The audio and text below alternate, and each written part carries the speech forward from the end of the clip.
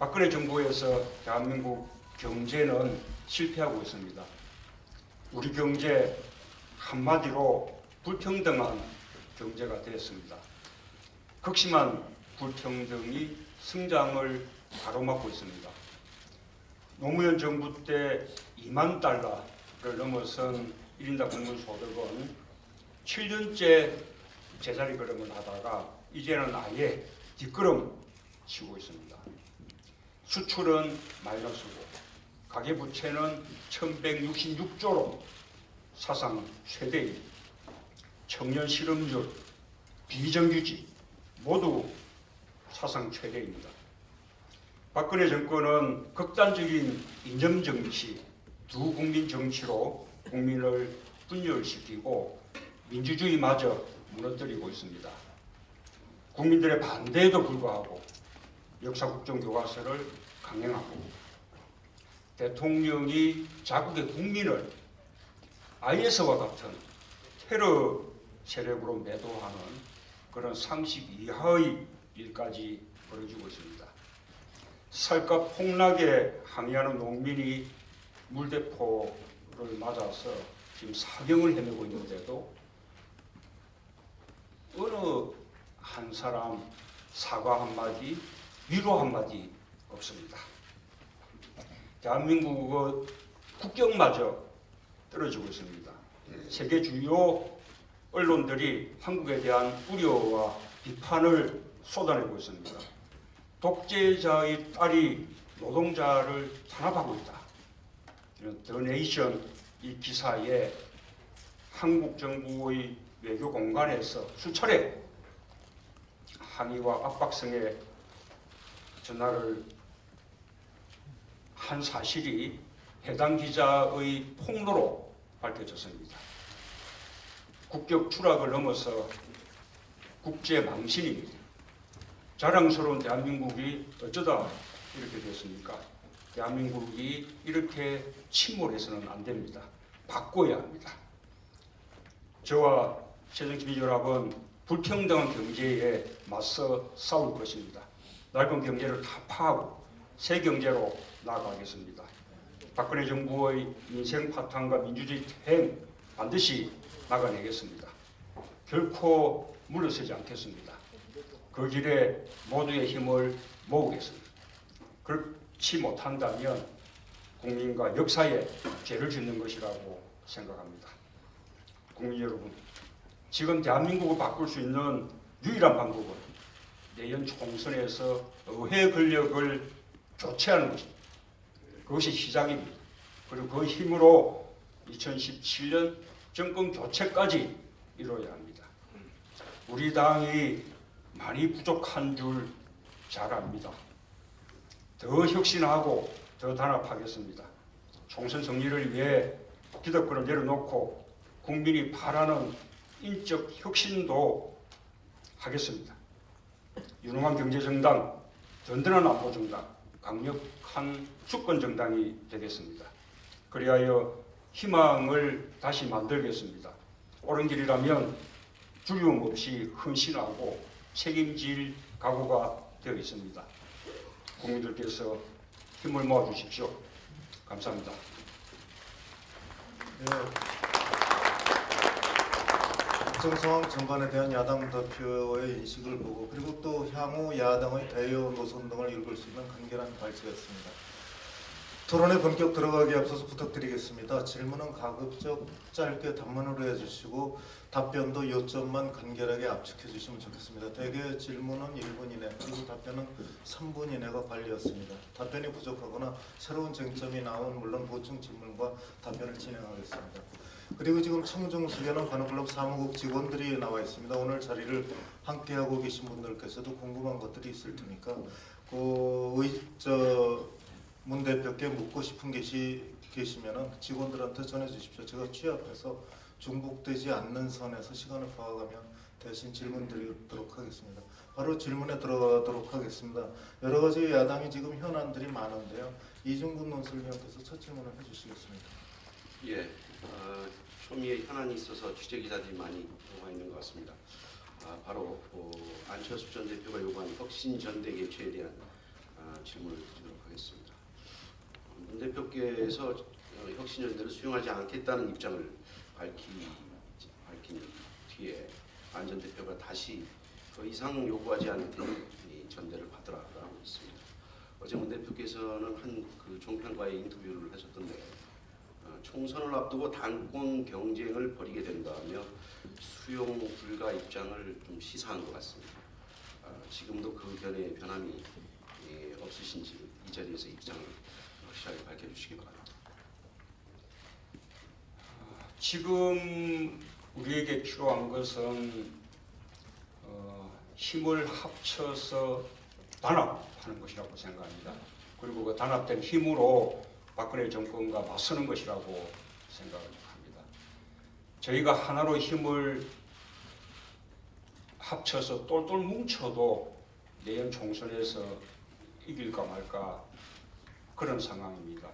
그런데 지금 총선을 앞둔 시기에 서로 대결하고 분열하는 그런 전당대회를 선택하는 것은 어렵습니다.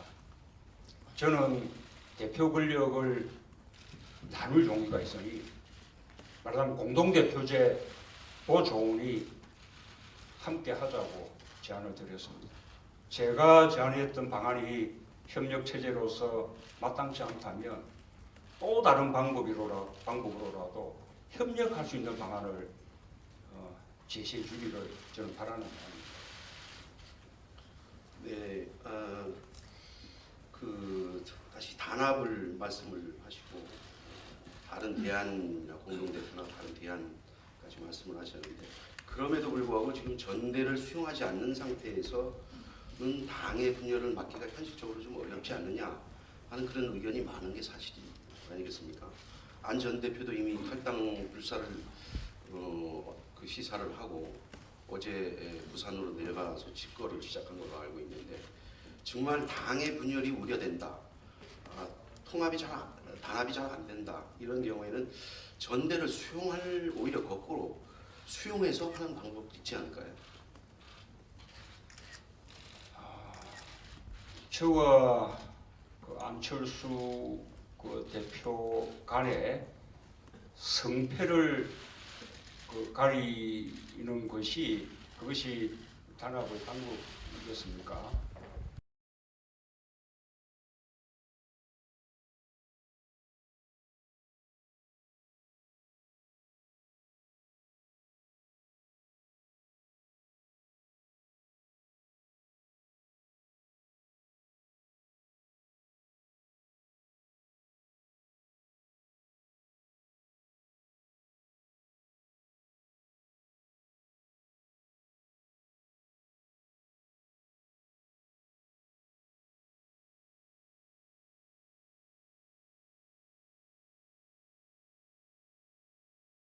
탈당이라는 것은 말이 되지 않는다고 생각합니다.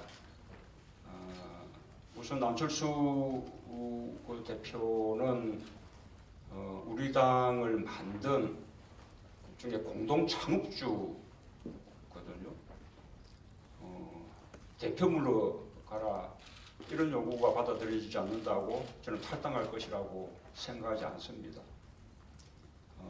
다른 분들도 마찬가지입니다. 탈당은 국민들이 용인할 수 있는 그런 명분이 있어야 할 것입니다. 공천에 대한 불안 때문에 또 지금 혁신제도에서 평가 하위 20%가 배제된다는 그에 대한 걱정 때문에 그렇게 탈당을 선택한다면 그래서 국민들이 용납하지 않을 것입니다. 지금 국민들의 요구는 우리 당내 단합은 말할 것도 없고 당 바깥의 야권 세력까지도 다 하나로 통합하거나 단합해서 새누리당과 1대1로 맞서라는 것입니다. 지금 탈당을 말씀하시는 분들은 저는 국민들에 대한 도리가 아니라고 생각합니다.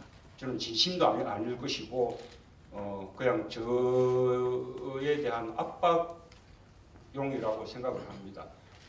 아까도 말씀드렸다시피 하나가 될 수 있는 길, 단합할 수 있는 길, 그런 길들을 제안해 주신다면 저도 얼마든지 저의 기득권 내려놓고 함께 대화를 나누겠습니다.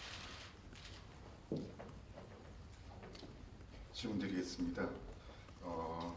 조금 전에 이제 문 대표님께서는 결국은 그 탈당을 언급하고 계시는 당내 비주류 의원들, 안철수 의원까지 포함해서도 그러니까 되면 명분이 없어서 나가지 못할 거다라는 취지의 말씀을 하셨는데, 그러나 이미 그 초통첩성으로 그 혁신전당대회를 요구한 입장에서는 대표님의 그런 입장 자체가 그러니까 되면 일종의 그 나갈 때면 나가라, 그렇지 않겠다라고 받아들일 수 있는 게 냉정한 현실 아니겠느냐라고 여쭤보겠습니다.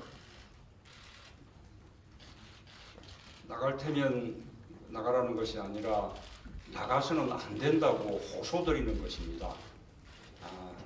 손을 잡자고 호소드리는 것이죠. 대결을 요구하지 말고 함께 손을 잡을 수 있는 방안을 제시하라는 것입니다. 저는 문한박 제안 드렸습니다. 문한박은 저를 내려놓는 것이었습니다. 문한박 이렇게 3인이 함께 공동대표가 되자는 것입니다. 그렇게 될 경우에 박우순 시장은 현역 시장이기 때문에 참여에 한계가 있습니다. 상징적인 것이죠, 단합의. 실제로는 저와 안 대표의 공동대표제가 되는 것입니다. 저로서는 자존심이 상하는 이제 크게 많이 내려놓는 것이었습니다. 그런 방안을 함께 하자고 제안드렸습니다. 저는 그것이 모든 국민들의 요구고 우리 야권 지지자들의 바람이라고 생각합니다. 저희가 그렇게 요구를 해봤습니다. 왜 안철수 대표와 함께 하지 않냐? 왜 손을 내밀고 도와달라고 하지 않냐? 제가 그 요청들을 받아들여서 공동대표 조은희와 함께 하자고 제안드린 것입니다. 안 대표 요구하는 10개형 혁신 다 하겠다. 주권비전위원회 요청대로 만들어서 위원장 하시겠다면 맡겨드리겠다. 그렇게 다 제안한 것입니다. 만약에 그 방안이 믿음지 못하다면, 그 방안이 제가 제안한 것이어서 믿음지 못하다면 좀 더 미동 방안을 제시를 해 주십사라는 것입니다. 그것이 아니고 너냐 나냐 끝장보자 대결하자, 저는 이것은 아니라는 것입니다. 나갈 테면 나가라는 것이 아닙니다. 그것은 방법이 아니다라고 제가 호소하고 있는 것입니다. 하나 더 보충 질문 드리겠습니다. 근데 일단 그 안철수 의원께서 제안하신 혁신전당대회는 대표님께서는 분열 전대가 될 가능성이 높음으로 받아들일 수 없다라는 입장이신데, 사실 지금 국민 보기에는 지금의 야당은 더 이상 여기서 어떻게 더 분열할까 싶을 정도로 분열되어 있는 상태입니다. 문 대표님께서도 얼마 전에 기자회견에서 지금 상황을 지긋지긋하다라는 표현까지 쓰신 걸로 알고 있는데요. 그렇다면 그 혁신전대가 일종의 보면 저 분열을, 그 갈등의 임계점을 확인하면서 승복만 할 경우에는 또 다른 저 통합의 방안이 될 수 있지 않느냐라는 게 이제 안 의원 쪽 주장입니다. 근데 예를 들어 그 대표님께서 이제 여기에 대해서 일단 거절을 하셨는데, 지금 냉정한 현실은 분열 전대를 피하시다가 분당 사태를 맞이할 수도 있는 상황입니다. 근데 당 대표의 입장, 당을 전체를 이제 컨트롤하는 당 대표의 책임은 분열 전대보다는 분당 사태를 막아야 되는 것 아니냐라는 생각인데, 여기에 대해서 어떻게 생각하시는지. 예, 정말 곤혹스러운 상황입니다. 저와 안 대표 간에 전당대회에서 맞붙어서 이렇게 성패를 가린다고 해결될 문제가 아닌데, 뭐 그렇게 하지 않으면 당이 분당될 것 같은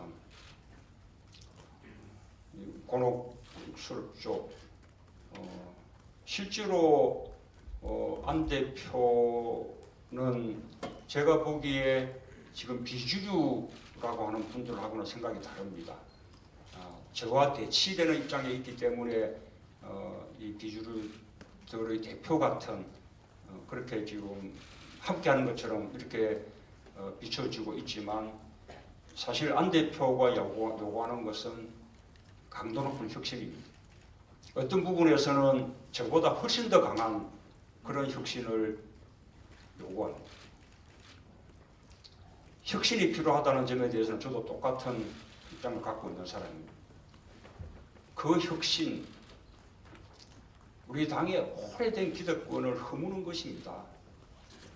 혼자서 하기 힘듭니다. 제가 썩 잘해내지 못했다 인정합니다. 그러면 안 대표가 혼자서 해낼 수 있는 일이냐? 저는 그렇게 생각하지 않습니다. 안 전 대표가 대표하던 시절에 새정치 혁신을 위해서 한 걸음이라도 나갔습니까? 의지가 없어서가 아닙니다. 그만큼 어려운 일입니다. 혁신을 바라는 사람들끼리 함께 힘을 모아서 혁신하자는 것입니다. 저는 그 제안이 거부되는 이유를 도대체 이해하지 못하겠습니다. 그러면서 오히려 혁신에 대해서 저항하는, 반대하는, 다 그렇지는 않습니다만 그런 분들이 많습니다. 그런 분들과 함께 이렇게 오히려 한다는 것은 저는 정말로 정치라는 게 참 이렇게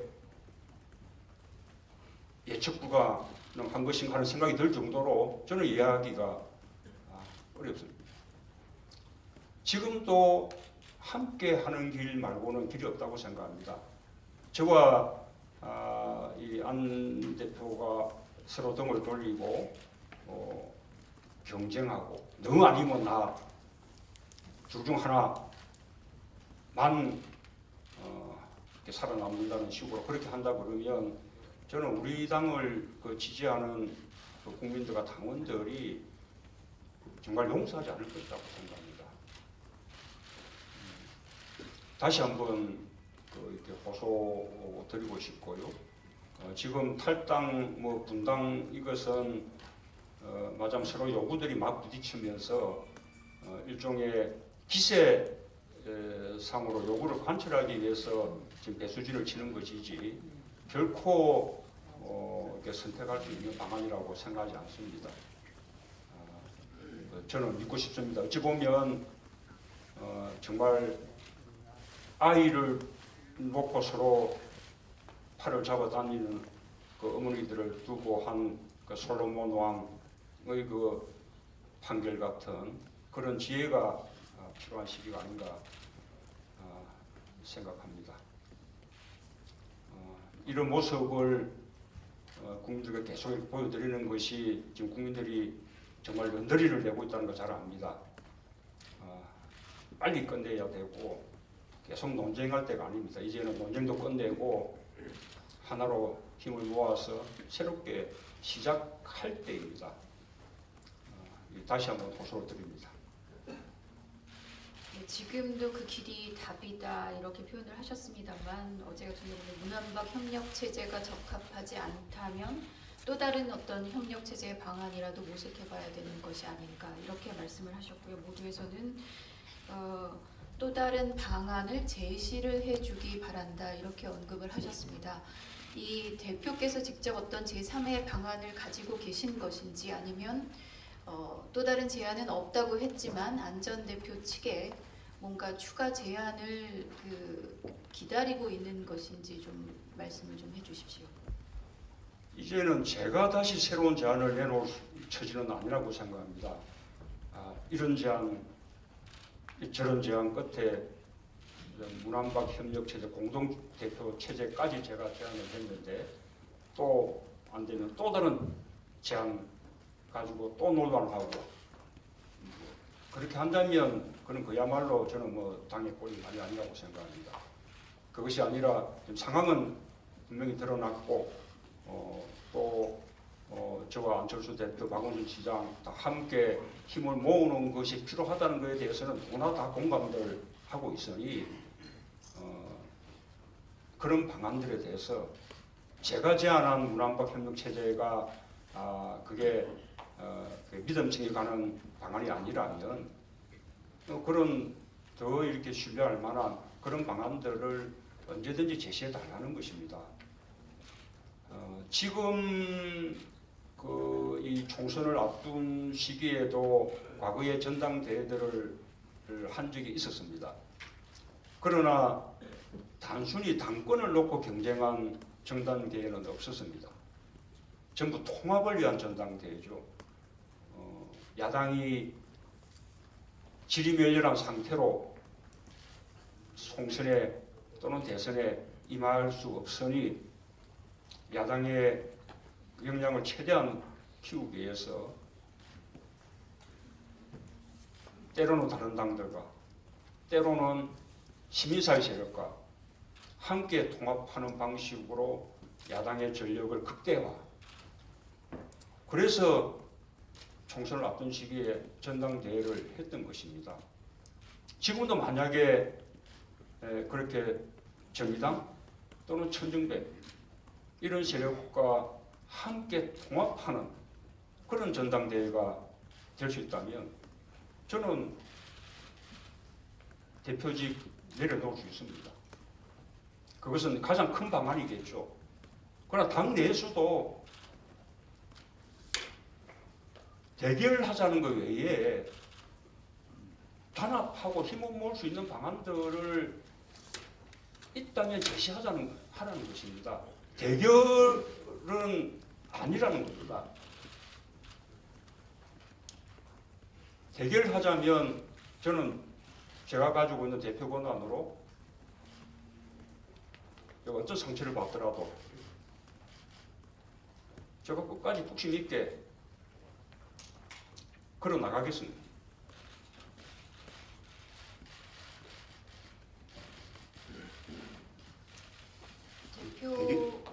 대표 의지도 강하시고 또 그런데 응답이 없는 안 전 대표 쪽의 입장도 또 완고하게 부딪히는 것 같습니다. 당내에서는 중진들이 모여서 좀 중재안을 낼 수도 있다 이런 기류도 읽히고 있는데요.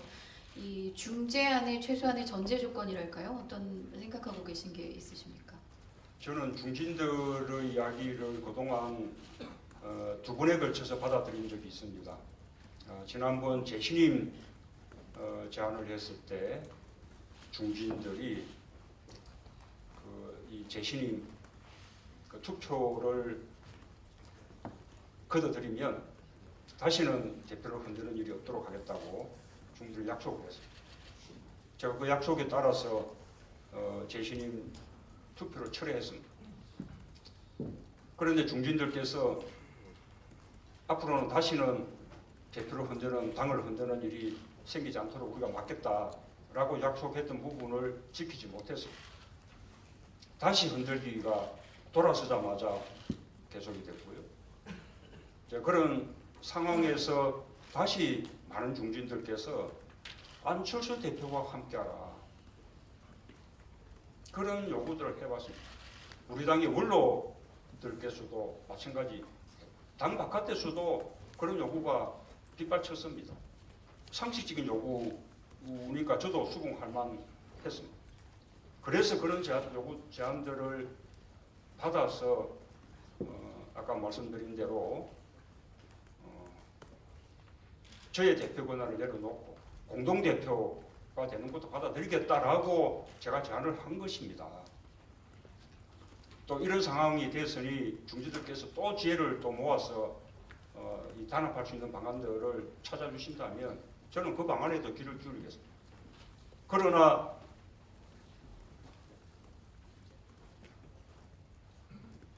경쟁하는 전당대회로 갈 수밖에 없지 않냐. 전당대회에서 경쟁으로 끝을 내자. 이런 제안이라면 저는 결단코 받아들일 수 없습니다.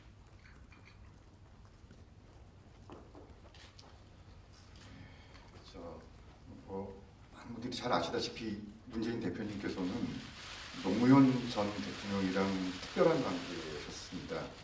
근데 그 노 전 대통령의 그 리더십을 흔히들 바보 노무현 리더십이라고 얘기를 합니다. 여기서 이제 바보라는 게 신뢰되는 표현은 아닌 게 일단 그 요체는 자기 자신을 버리는 정치, 던지는 정치를 의미하는 것 같습니다. 거기서 얻어지는 게 결국은 감동이었습니다. 그런데 이번에 그 문 대표님이랑 안 의원님이랑 지난달부터 그러니까 제안, 거부, 역제안 등등이 약 한 달 가까이 이제 오가고 있는 이 상황은 아까 문 대표님께서도 국민이 넌더리를 낸다라는 표현을 하셨는데 결코 감동이 있거나 이렇게 아름다운 모습은 아닙니다.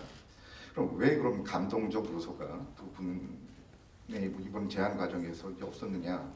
결국은 소통이 없었기 때문에 감동이 없고 그렇기 때문에 결말도 없는 것 아니냐고 생각하는 사람들이 많은 것 같습니다.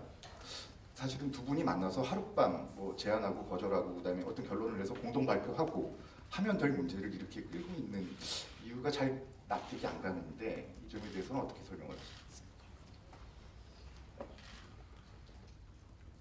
우선은 저는 노무현 대통령의 뭐 예를 든 것은 조금 좀 유감스럽고요. 어쨌든 이 던지기나 양보를 말한다면 저는 아까 말씀드린 대로 문한박 공동대표라는 것이 저로서는 마침 자존심을 굽히고 양보하고 대표 권한을 던지는 것이었습니다.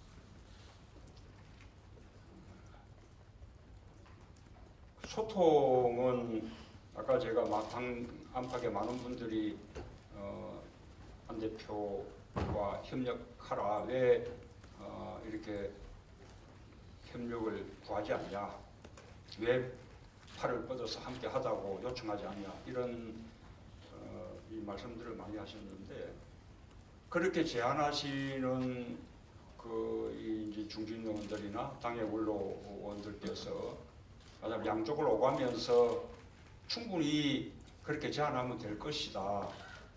이런 것이 전제가 돼서 이제 그런 식의 제안들을 하셨던 것입니다. 정작 제가 이제 제안을 하니까 지금 되지 않았는데 그 과정에서 안 대표를 만나기도 했습니다만 왜 지금 이게 안 됐는지는 저는 잘 모르겠습니다. 뭔가 제가 한 제안에 대해서 뭔가 조금 신뢰가 가지 않았을지 잘 모르겠습니다. 그러나 그런 것이 부족했다면 그런 부분들을 채울 수 있는 방안을 제시해 달라는 것입니다.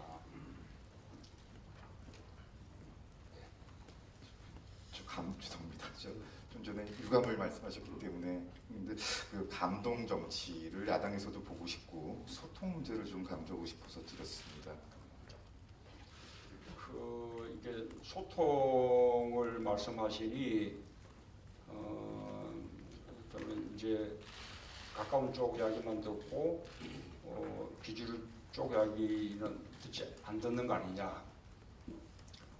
또는 앞으로 우리 당이 이미 혁신위가 공천에 대한 이렇게 혁신 제도를 마련했습니다. 혁신위가 마련한 공천 제도의 그 핵심은 공천 과정에서 당 대표의 관여를 철저하게 배제하는 것입니다. 공천을 매 과정에서 대표가 관여할 여지를 없게 만드는 거예요. 맞으면 자의가 아닌 시스템에 의한 공천을 하자는 거죠. 그러면서 한편으로는 현역 의원들의 기득권을 많이 이제 낮추는 것입니다. 안심번호를 이용한 국민공천제를 합니다. 그러면 현역 의원들이 가지고 있는 조직력이나 동원력이 거의 소용이 없습니다.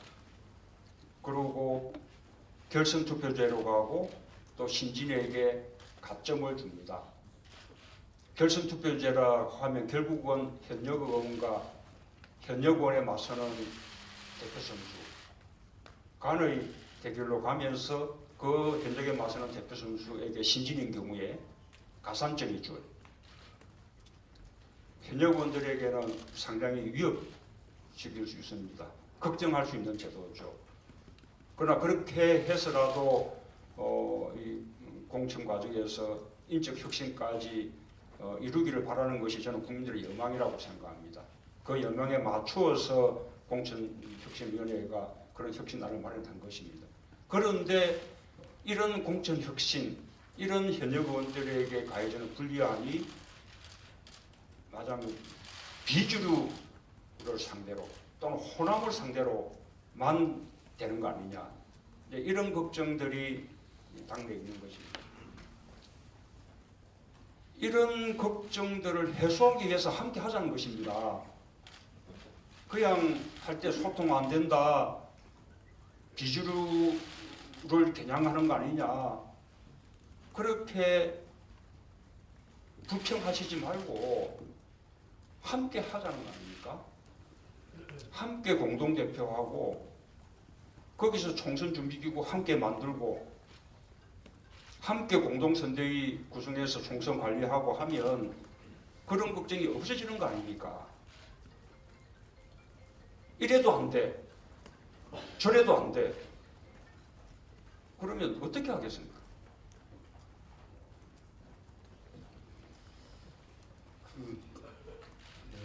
문 대표님께서 이제 여러 가지 혁신 방안도 많이 말씀하시고 실제로 이제 제도적인 또 실질적인 혁신을 위한 제안도 많이 하시는데 아마 비주류 측에서 그런 의심을 하는 부분은 나름대로 또 이유가 있다고 보는데 실제로 아까 말씀하셨듯이 당내 기득권을 혁파하고 하는 게 가장 중요한 개혁이라고 말씀하셨지만 실제로 지금 새정치민주연합의 최고 기득권은 문 대표를 포함한 친노라는 게 비주류 인식입니다. 그리고 실제로 대선 후보 되시고 대선 끝나고 얼마 안 돼서 다시 당 대표가 되시고 주변의 주요 요직들을 친노 인사들이 많이 찾아오고 또 공천 비주류를 칭할 때 혹은 개혁을 말씀하실 때 항상 비주류들은 지분 찾기 자기 자리 유지하게 한다 이렇게 규정을 하시고 갈라치기를 하시고 당내에서 그런 상황에서는 당연히 비주류 측에서는 본인이 설사 충분히 국민의 선택을 받을 자격이 있더라도 공천에서 피해를 당했다는 우려를 할 수 있고 또 호남 지역의 민심도 어떻게 보면 그간의 여러 가지 문 대표님이 하신 말씀이나 노무현 정부 때 인사 문제나 이런 것 때문에 사실 불신이 쌓여온 건데 결국 이제 통합의 리더십이 필요한데 그런 많은 제안하심에도 불구하고 당내 계속 분란이 계속되는 건 그런 소통의 리더십, 통합의 용인술 이런 게 부족하지 않냐 이런 지적이 있습니다. 그 부분에 대해서 좀 말씀해 주십시오. 사실이 아닙니다. 제가 대표되고 나와서 두 분의 인사 동안 친노는 단 한 명도 제가 가깝게 임명하지 못했습니다. 사실이 아닌지 언론이 다 아실 거라고 생각합니다. 그렇게 다 당시 보도가 됐고요. 지금 당직자들이 다 바깥에 민주 모임에도 가고 비주류들 모임에도 다 가고 있는 그런 현실 아닙니까? 오히려 그런 그 당평을 보여 줘야 된다는 그런 것이 지나쳐서 오히려 당평을 하지 못하고 친노는 거의 철저하게 배제하는 그런 인사를 했던 것이 우리 당의 현실입니다. 네. 문 대표께서 직면하고 계신 급박한 현안을 다루다 보니까 분위기가 시작하자마자 굉장히 업된 것 같습니다. 조금 쉬어간다는 의미라기보다는 조금 우리가 시야각을 넓혀가지고 야당이 현재 처해 있는 지평이라든지 당내 일반 문제 쪽으로 좀 넘어가 볼까요? 이정근 의원께서 좀 해주시죠. 얼마 전에 김영삼 전 대통령이 돌아가셨지만은 그 뜻밖의 그 추모 열기가 아주 강했습니다. 그래서 그게 원인이 뭐냐 이렇게 얘기했는데 윤여준 전현 의원은 그 민주주의를 걱정하는 사람들이 많다는 걸 이해되냐라고 분석을 한 바도 있습니다.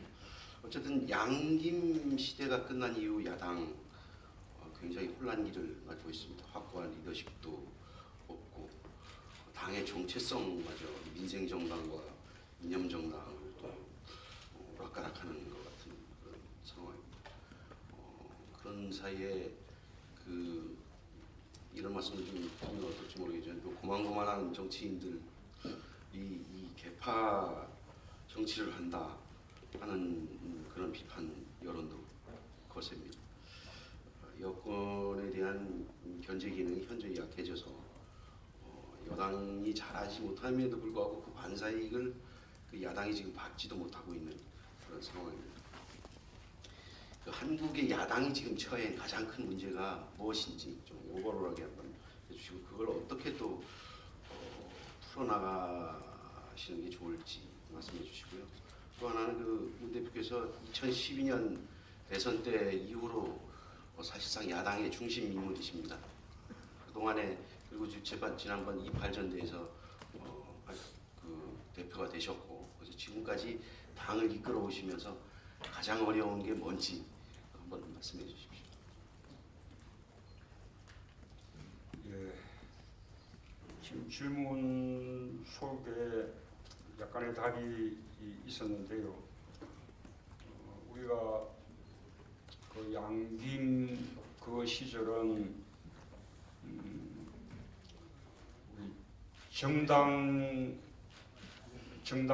어떤 운영 이런 면에서는 우리가 그때 제왕적 총재라고 비판을 했었습니다. 그래서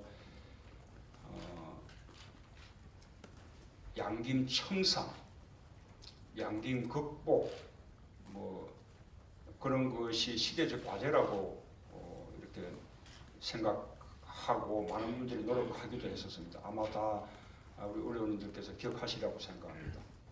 그러나 그 이후에도 양김시대는 한참 갔습니다. 그 이후에도 두 분이 각각 다 대통령 되시고 또 대통령으로 그만두신 후 난 이후에도 오랜 동안 그 영향력 갖고 계시고 지금도 그 영향력이 미치고 있는 현실입니다. 그 두 분 그 대통령 시절 끝나고 난 이후에 야당의 당내 민주주의는 굉장히 활발해졌습니다. 이른바 제왕적 총재는 극복했습니다. 큰 발전이라고 생각합니다.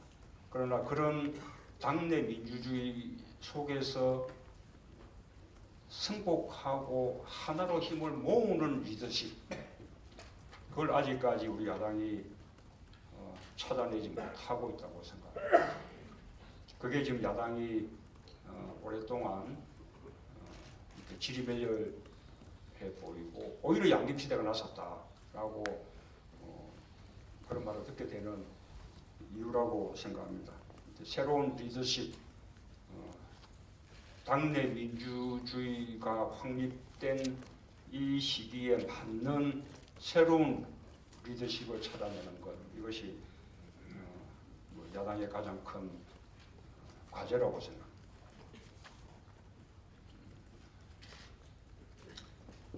제가 야당 생활을 하면서 가장 겪는 어려움은 물론 앞에 말한 그 리더십이 제대로 세워지지 않는 데 따른 그 어려움도 큽니다만 또 현상적으로는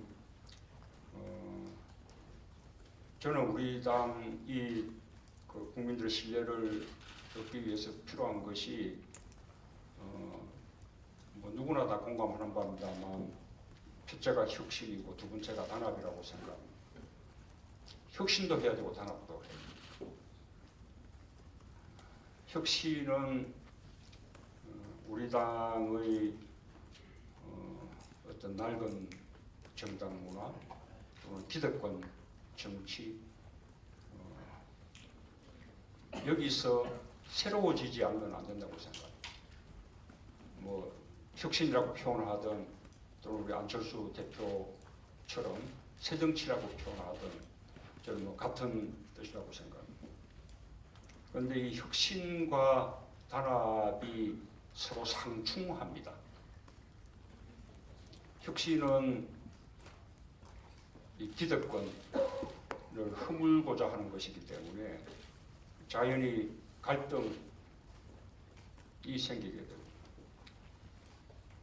이 단합도 그냥 과거에 안주하는 변화하지 않는 단합이라면 이렇게 쉽게 될지 모르겠는데 새로운 변화를 추구하는 가운데 그 위에서 단합하고자 한다는 것이 참으로 어렵습니다.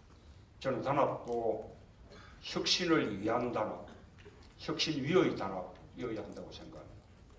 두 가지를 다 이렇게 얻는 일이 참으로 힘듭니다.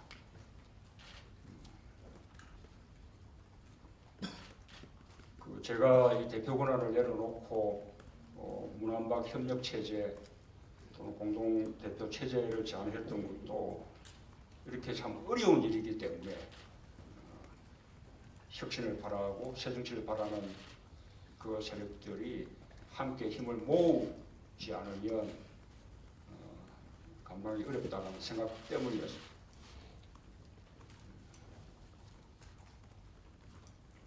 예, 이제 어쨌든 저는 이런 뭐 혁신이나 단합이라는 면에서 보더라도 그렇고 또 총선을 앞두고 이렇게 여당 거대 여당에게 맞서는 총력 체제라는 면에서도 그렇고 이제는 우리 당 내에 있는 이런 논쟁들을 끝내고 빠르게 힘을 모아야 한다고 생각합니다. 저는 안철수 대표께도 다시 한번 꼭 제가 제안했던 형태대로 아니라도 좋으니 어쨌든 함께 손잡고 하자라는 제안을 다시 한번 드리고 우리 당내의 모든 구성원들도 그 방향으로 좀 힘을 모아 주십사라는 당부를 드리고 싶습니다. 예, 대표님께서 그 혁신과 단합이 충돌하고 상충한다 이렇게 말씀하시고 지난 달 18일이죠. 광주에서는 그 당내에서 단합을 내세우는 분들도 사실 뒤에서는 자기 공천권을 요구하는 것이다라는 취지로 말씀을 하셨습니다. 여야를 막론하고 혁신에 반대한다는 건 정치로서는 사실 있을 수 없는 일인데 만약에 그러시다면 그런 조짐이나 아니면 요구하는 행동이나 언행들이 있다면 그런 건 과감히 공개하셔서 싸우고 막아내야 되는 거 아니겠습니까? 사실 이제 혁신은 너나 없이 불안한 것입니다. 현상을 바꾸는 것이니까요. 그리고 기득권도 내려놓는 것이니까요. 그래서 그에 대해서 불안해하고 또 저항 있고 하는 것은 저는 일면 이해할 수 있다고 생각합니다. 그러나 그런 불안한 가운데서라도 조금 우리 당의 총선 승리라는 대의를 위해서 이 개인의 그 불안들을 좀 수용하면서 불이익을 수용하면서 이렇게 이제 함께 해 나가기를 바라고 있고요. 저는 뭐 우리 당의 많은 의원님들이 그렇게 하고 있다고 생각합니다. 그러나 또 일부에서 지속적으로 혁신을 력화하기 위해서 이렇게 당을 흔들고 또 당보다는 자기 자신을 더 생각하면서 이렇게 당을 해치는 그런 행위가 있다면 저는 이제는 더 이상 용납할 수 없다고 생각합니다. 지금까지는 우리 당이 거저 화합을 위해서 이게 조금 우리 당에 맞지 않는 오히려 당을 해치는 그런 행위들이 있어도 다들 그냥 인내하면서 참아 넘겨 왔습니다. 저만 그랬던 것이 아니라 당 구성원 전체가 다 그냥 더 분란을 키우지 않으려고 그렇게 애를 써왔는데 이제는 그럴 때가 아니라고 생각합니다. 이제는 당의 혁신과 단합을 위해서라도 또 한편으로 기강은 분명히 세워나가야 할 때라고 생각합니다. 거기에 뭐 친노 비노 주류 비주류 대표와 친소 관계 이런 것은 아무런 영향이 없을 것입니다. 예, 총선 승리로는 대의를 향해서 앞으로 나아가시겠다는 뜻을 피력하셨는데 그러면은 총선 문제로 들어가지고 새정치연합의 핵심 관건인 호남 지역 지지를 들머리로 해가지고 총선 문제로 한번 넘어가 보겠습니다. 예, 아무래도 이 새정치민주연합의 지지 기반이 호남 쪽이다 보니까 이 당내에서 호남 민심에 대해서 다른 지역보다 훨씬 더 민감하게 받아들일 수밖에 없을 것 같습니다. 얼마 전 며칠 전 여론조사를 하나 보니까 당의 그 호남 지역에서의 지지율이 28%가 정도가 나왔고요. 지지 정당이 없다거나 어떤 의견 밝히기를 유보한 층이 52% 정도 나온 층이 있었습니다. 10월 말에 한 조사를 하나 보니까 40대, 50대, 60대를 봤을 때 이 당에 대한 지지도는 25% 정도에서 한 3, 4% 정도 쭉 올라가는 데 비해서 이 대표님 개인의 지지율은 21%에서 이 연령이 오를수록 8.4, 5.9 이렇게 하락하는 면도 보였습니다.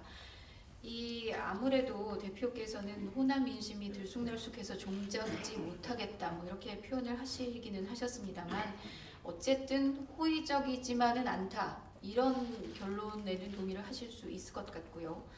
야당답지 못했고 이길 희망을 드리지 못한 탓이다라고 이 원인을 내놓으셨는데 이게 대표 개인의 문제입니까? 아니면 호남 지역 의원들의 문제입니까? 아니면 전반적으로 진짜 당의 총체적인 어떤 문제라고 봐야 되겠습니까? 그래도 호남 지역이 다른 지역에 비하면 우리 당 지지가 높지 않습니까? 지지 기반에서라는 점을 감안하면 그렇게 높은 편이다라고 볼 수는 없을 것 같은데요. 제가 그 말씀 드리는 것은 이 호남의 특별한 문제가 아니라는 것이죠. 우리가 호남이 중요합니다. 호남이 우리 당의 건강을 이루는 곳이기 때문에 호남의 민심이 아주 중요해서 우리가 호남 민심을 많이 말합니다만 지금 우리 당이 우리 지지층들로부터도 이렇게 말하자면 지지를 받지 못하고 우리 지지층들 전부 다 무당파로 빠져나가고 그렇다고 그분들이 새누리당 지지로 옮겨가는 것으로 보이지는 않습니다만 그냥 무당파로 머물면서 관망하는 그런 모습을 보여주는 이유는 지금 우리 당이 희망을 보여주지 못하고 있기 때문이죠.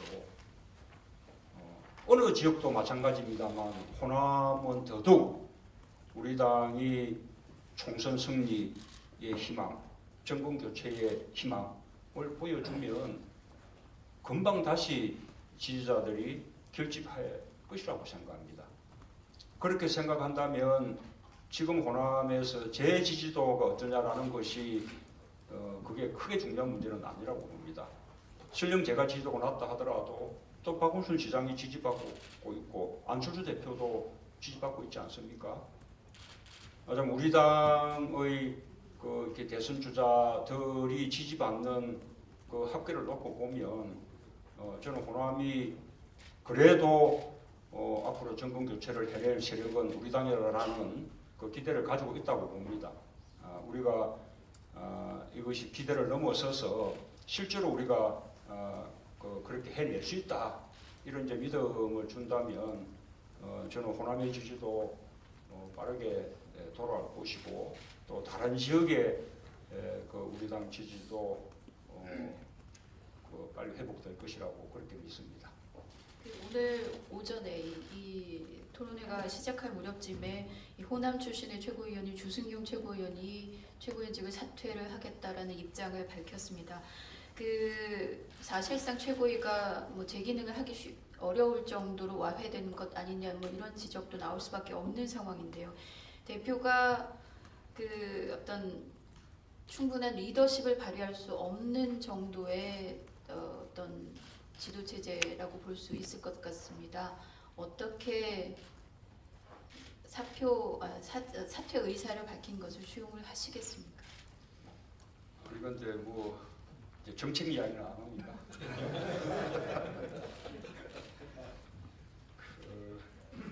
주승용 최고는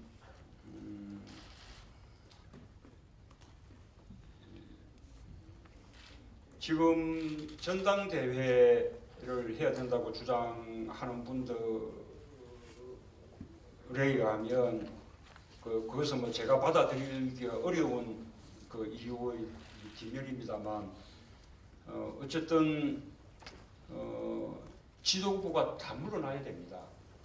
예를 들면 대표인 저만 물러난다고 되는 것이 아닙니다. 제가 이제 물러나면 이게 최고위원들 득표 순서대로 대표 권한이 대행하게 돼 있습니다. 그리고 이제 최고위원들이 다 그만두게 되면 그러면 이제 원내대표가 대표 권한을 대행하게 돼 있죠. 원내대표까지 그만두게 되면 그 뒤는 이제 비대위가 구성돼서 그 비대위가 임시전당대회를 열거나 안 그러면 비대위 체제로 어차피 내년 4월 말에는 새로운 전당대회가 예정되어 있는 상황이기 때문에 그때까지 비대위 체제로 끌어가거나 이렇게 이제 할 수가 있는 것입니다. 그러니까 이렇게 전당대회라는 것도 예를 들면 안 대표와 제가 동의한다고 그냥 다 되는 것도 아니라는 것이죠. 이제 어쨌든 주승용 최고는 그 전당대회로 가야 한다는 안철수 대표의 그 부분을 지지를 하고 나섰기 때문에 그분 아마 그 입장에서 그렇게 갈 수 있도록 하기 위해서 최고위원을 그만둔 것으로 그렇게 보여집니다. 그러나 또 이게 뭐 다수의 또 최고위원들은 또 이제 생각이 다르기 때문에 이렇게 전당대회에서 선출된 그 최고위원들을 이렇게 그만두라 말라 할 수 있는 권한도 아무에게도 없는 것입니다.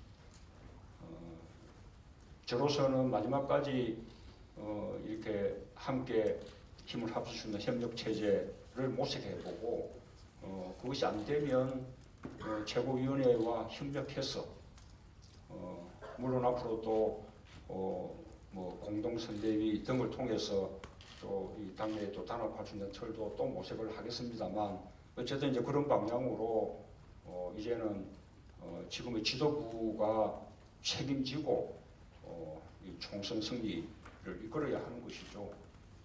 뭐 더 이상 길게 좌고우면할 시간이 없다고 생각합니다. 총선 문제에 좀 질문드리겠습니다. 문 대표님께서는 지난 2일 기자회견 때 총선 전까지 야권 통합을 이뤄서 여야 1대1 구도를 만들겠다라고 이제 말씀을 하셨는데 여러 자리에서 여야 1대1 구도 말씀을 해오셨습니다. 근데 총선 전까지라 그랬는데 혹시 시기를 좀 염두에 두시고 하신 말씀이신지요? 일단. 예, 그러니까 할 수 있는 마지막 시기까지 노력하겠다는 뜻이고요. 지금 보면 우리 당과 정의당 그리고 또 천정배 의원과 함께하는 분들이 이제 합치면 뭐 가능한 문제죠.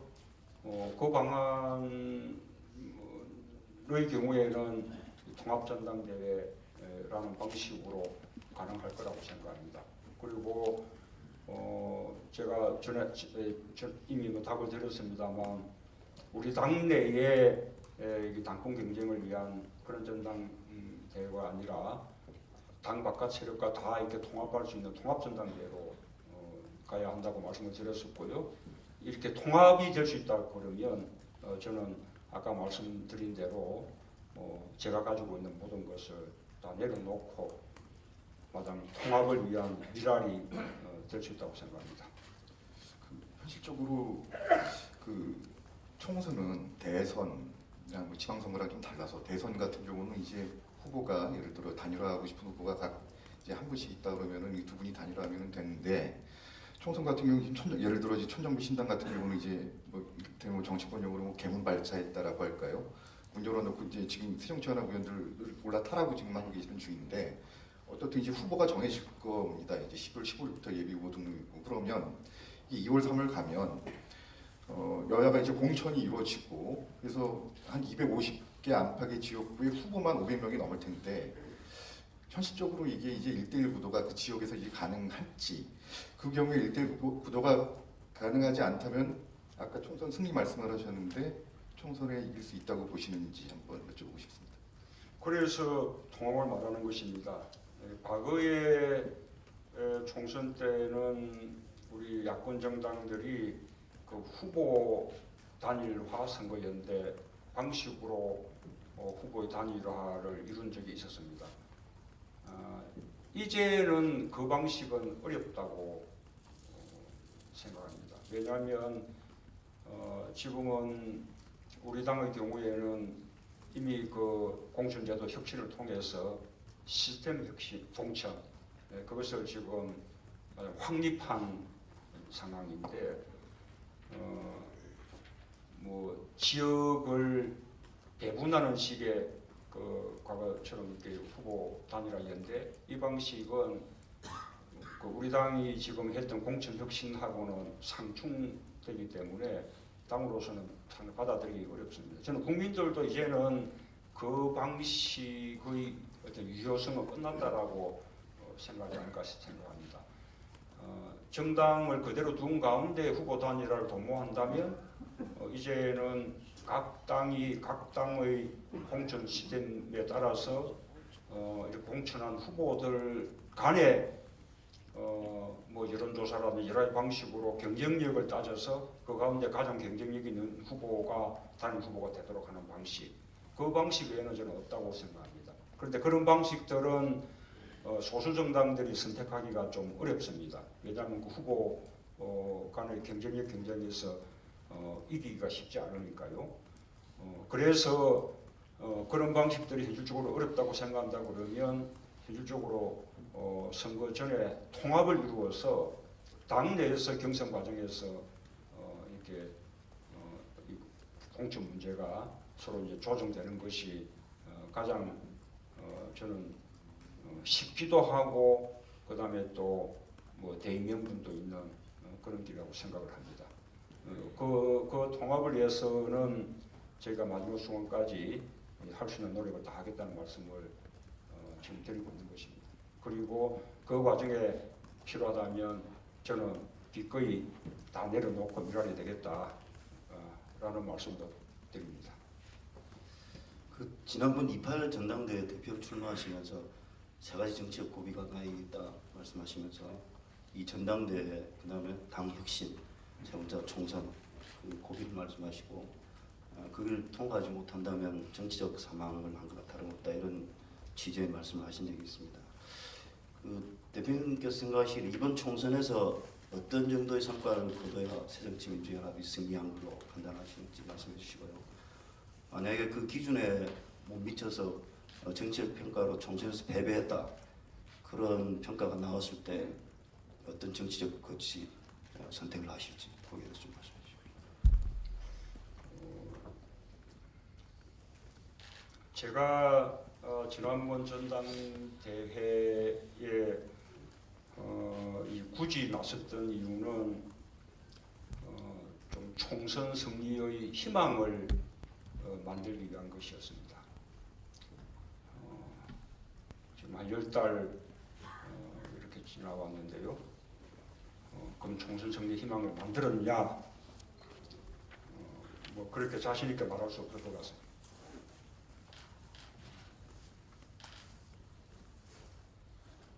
앞으로 서로 단합하고 통합해서 반드시 희망을 만들어 내겠다라는 이제 말씀을 드리고 있는 것이고 또 그러기 위한 제안들을 하고 있는 것입니다. 총선 승리는 우리 당만의 힘으로 이렇게 하는 것은 아닙니다.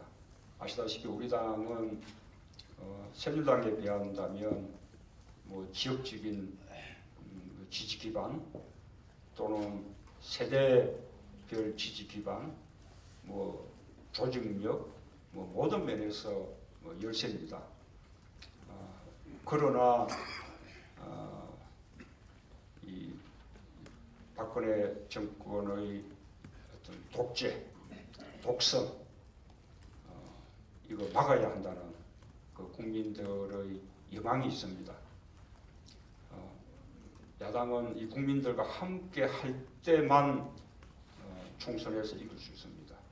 우리 당이 국민들과 함께 할 수 있는 길은 국민들께 희망을 드리는 길입니다. 그 국민들께 희망을 드릴 수 있도록 제가 남은 기간 동안 할 수 있는 모든 노력을 다 하겠습니다. 혁신하고 단합하고 인적인 쇄신도 확실하게 해내겠습니다. 그런 과정을 통해서 국민들이 희망을 찾을 것이라고 저는 믿습니다. 어느 정도면 총선 승리냐, 뭐 그 기준을 말하기는 어렵죠.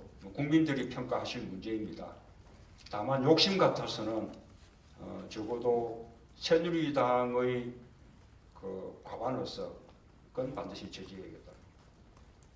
지금 새누리당하고 정부가 하는 그 행태들을 보면 굉장히 위험한 그 독재로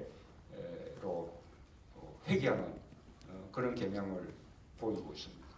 얼마 전에 이원 집정부제 개헌까지도 여권에서 나왔는데 저는 그것은 장기 집권의 어떤 음모 같은 것이라고 생각합니다. 우리가 충분한 견제 세력을 의원회에서 마련하지 못하면 정부 여당이 어떤 짓을 할지 모른다고 생각합니다. 민주주의 저는 무너질 것이라고 생각합니다. 그래서 적어도 새누리당의 과반에서 반드시 막아야 하겠다라는 것이 우리가 1차적으로 말씀드릴 수 있는 목표입니다. 두 번째 질문. 혹시 총선에서 패배했다는 국민들 평가가 나왔을 때 어떤 선택을 하실지 그래서 예, 뭐 이렇게 국민들께서 함께 해주실 것이라고 믿습니다. 예. 저희 핵심 질문 총선 관련 상황한테 드리겠습니다. 대표의 총선 출마 여부는 사실 당 전체적인 선거적 의견이 중요하고 아직까지 대표님께서 정확하게 입장을 안 밝히신 걸로 알고 있는데 이번 총선에서 지역에 출마를 하실 건지 또 하시게 되면 어느 예, 그 지역으로 나오실지. 부분은 아직 입장을 정하지 않았고요. 그다음에 입장을 또 빨리 정할 필요가 없다고 생각합니다. 그 부분은 저는 이미 다음에 국회의원을 한 번 더 하겠다라는 욕심을 내려놓았습니다. 그래서 이미 저는 국회의원 한 번 더 할 생각을 버리고 이 총선 전체를 지원하겠다라는 생각을 가지고 있는데 근자에 와서 지역에서 출마하는 것이 총선 승리에 더 도움되는 거 아니냐라는 이제 의견도 있고 또 그런 의견 가운데서도 부산 지역에 출마하는 것이 좋겠다 또는 서울 지역에 출마하는 것이 좋겠다 이렇게 의견들도 이렇게 나뉘기 때문에 마지막 순간까지 어떤 선택이 우리 당 총선 승리에 도움이 되는 것이냐 그 점을 놓고 판단하겠습니다. 제가 당선되고 말고는 뭐 저의 관심사가 아닙니다. 아까 뭐 이렇게 총선에서 패배하면 어떻게 책임질 거냐라고 말씀을 드렸는데 원래 이제 생각은 저는 제 자신은 국회의원 출마하지 않고 우리 당 총선 승리를 위해서 저는 모든 것을 다 바친다는 생각이었기 때문에 다음 총선 지나고 난 이후에 저는 이미 이제 국회의원이 아닙니다. 총선에서 승리한다면 그 힘으로 제가 앞으로 또 2017년을 바라보면서 정권 교체의 또 역할을 좀 하는 그런 이제 그거를 할 수 있을지 모르지만 뭐 총선에서 실패한다면 저는 자연스럽게 그것으로 제 정치 생명이 끝나지 않을까. 제가 할 수 있는 정치 역할은 여기까지였다라고 이제 뭐 인정해야 되지 않을까. 그렇게 생각을 했습니다. 그러나 이제 또 총선도 출마라는 변수가 또 새롭게 하나 생긴 셈이어서 그 부분도 앞으로 또 심사숙고를 마지막까지 더 해볼 생각입니다. 네, 제가 보기에 일반 국민들께서 보시기에는 지금 논의가 너무 정치적으로 깊숙이 들어가 있어서 재미가 없으실지 모르겠습니다. 그래서 제가 쉬어가는 의미나 뭐 이런 걸로 해가지고 패널들이 다음 질문을 준비하시기 전에 잠깐 끼어들겠습니다. 한 1시간 됐으니까 저 정두원 의원 며칠 전에 SNS에 올린 거 보셨습니까? 그 보도 봤습니다. 예, 그 내용이 뭐냐면은 문재인 대표가 여당 선대위원장이고 한상균 민주노총 위원장이 여당 선대본부장 같다라는 얘기를 했는데 그 사실 담긴 내용은 차치하고라도 기본적으로 야당이 역할을 제대로 못하고 있으니까 여당이 반사 이익을 누리고 있는 것 아니냐라는 지적만큼은 따끔할 것 같은데 그 부분에 대해서 좀 생각을 해보신 게 있습니까? 우선은 무례하다는 생각이고요. 왜 그 무례에 대해서는 좀 지적을 안 하는지 모르겠어요. 그리고 저희가 지금 국회에 이렇게 발의되어 있는 새누리당의 노동 이렇게 법안들 저희는 개악이라고 그렇게 주장하고 있습니다만 그 법안에 대한 태도에서 우리가 민주노총과 입장이 같아 라는 것이 무엇이 문제입니까? 그것이 여당을 돕는 것이다. 저는 뭐 그 말씀 자체를 도저히 이야기가 어렵고 질문이 편파적인 질문이라고 생각이 됩니다. 제가 편파적으로 그러면은 어차피 뭐 말씀을 나왔었으니까 그 부분 중에서 어차피 SNS라는 장이 그렇게 예의를 갖춰가지고 움직이는 장이 아니니까 그 부분에 대해서는 생각하시는 게 좀 다르실 수 있고요. 그 야당이 제대로 못 해온 부분이 있다면 어떤 부분이라고 생각을 하시는지요? 그러니까 여권이 반사 이익을 누릴 수 있도록 하는데 혹시 야당이 기여를 한 바가 있다 그러면 그 핵심 내용은 뭐가 있을 거라고 생각하십니까? 예, 요즘 뭐 야당복이라는 말도 있지만요. 우리 당이 이 국민들에게 희망을 주지 못하고 있으니 정부 여당이 저렇게 못하는데도 말하자면 이렇게 굳건하게 잘 버티고 있다. 뭐 그런 뜻이지 않겠습니까? 저희가 아프죠.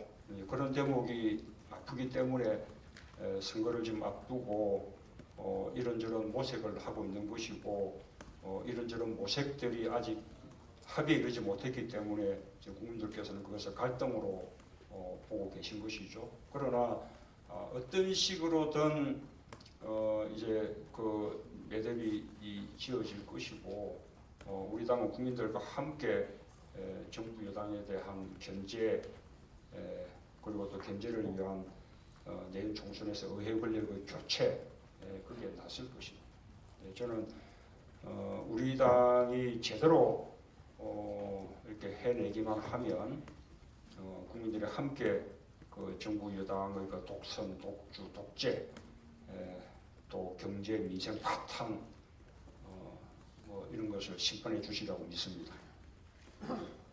관련해 가지고 제가 궁금한 거는 지금 민중총궐 이거 1차 시위가 있고 2차 시위가 있었습니다. 1차 시위는 부동산으로 어울룩졌고 2차 시위는 평화적으로 진행됐는데 문제는 1차 시위에는 민주노총하고 새정치연합의 이미지가 중첩돼 가지고 우리가 많은 국민이 인식하고 있는 반면에 평화 시위로 끝난 2차 시위에는 민주당의 존재감이 없었습니다. 사회 세력하고 연대를 한다 그러지만 이런 경우에 2차 시위 때 민주당의 존재감이 없었다. 거기 역할 부분이 부각되지 못했다라는 것은 죄송합니다. 새정치연합의 죄송합니다. 새정치연합의 역할 부분이 부각되지 못했다 그러는 것은 당 전략이나 무슨 면에서 중요한 문제가 있는 거 아닐까요? 저는 정말 이 질문이야말로 이렇게 편파적인 질문을 할 수가 있는 것입니까? 오히려 2차 시위는 우리 당이 적극적으로 나서서 평화를 중재했고 실제로도 평화 시위가 되게끔 주도적인 역할을 했습니다. 국민들로부터 높이 평가받았습니다. 1차 시위는 우리 당이 관여하지 않았습니다. 지금 말씀은 1차 시위는 우리가 폭력 집회, 경찰과 시위대가 충돌해서 맞은 폭력적인 진압과 또 그에 맞서는 시위대의 폭력에 맞서는 그 시위에 우리가 마치 시대와 함께인 것처럼 그렇게 말씀을 하시는데 저는 사실도 아니고 이 질문 자체를 조금 저는 이렇게 좀 걷어 주시면 좋겠습니다. 어쨌든 그래서 이렇게 말씀을 드리자면 2차 집회를 보면 정부의 차벽, 그 다음에 폭력 진압이 마침 시위 양상을 그렇게 만든다는 것이 드러난 것이죠. 정부가 차벽을 치지 않고 평화적인 집회 관리를 한다 그러면 우리 시민들이 얼마든지 평화 시위를 이렇게 할 수 있다는 그런 아주 성숙된 심리력을 갖추었다는 것을 보여준 거 아닙니까? 1차 집회는 집회가 시작되기도 전에 그것을 불복으로 단정해서 다들 보셨습니까? 적어도 저 서울시청으로부터 저 광화문 서울광장으로부터 광화문 저기 이 청와대에 이르는 모든 도로가 물샐 틈 없이 차벽이 쳐져서 그러면 시대로서는 차벽을 열어달라는 요구를 하게 돼 있는데 거기에 물대포로 공격해서 69세의 노인이 지금 사경을 해먹고 있는데 경찰에서 어느 한 사람 사과하거나 위로 한마디 없고 들여다볼 사람이 없어요. 경찰이 법적 책임을 져서라도 아니더라도 인간적으로라도 도의적으로라도 찾아가서 괜찮으냐 위로하고 유감을 표명하고 해야 되는 거 아닙니까? 적어도 국민이라고 생각한다면 그래야 되는 거 아니에요? 국민을 적으로 보니까 국민을 향해서 그런 공격을 해대고 대통령은 시대를 IS 같은 테러리스트로 표현하고 하는 거 아닙니까? 지금 질문하신 이 말씀이 꼭 그런 지금 노신 같아서 저는 대단히 유감스럽고요.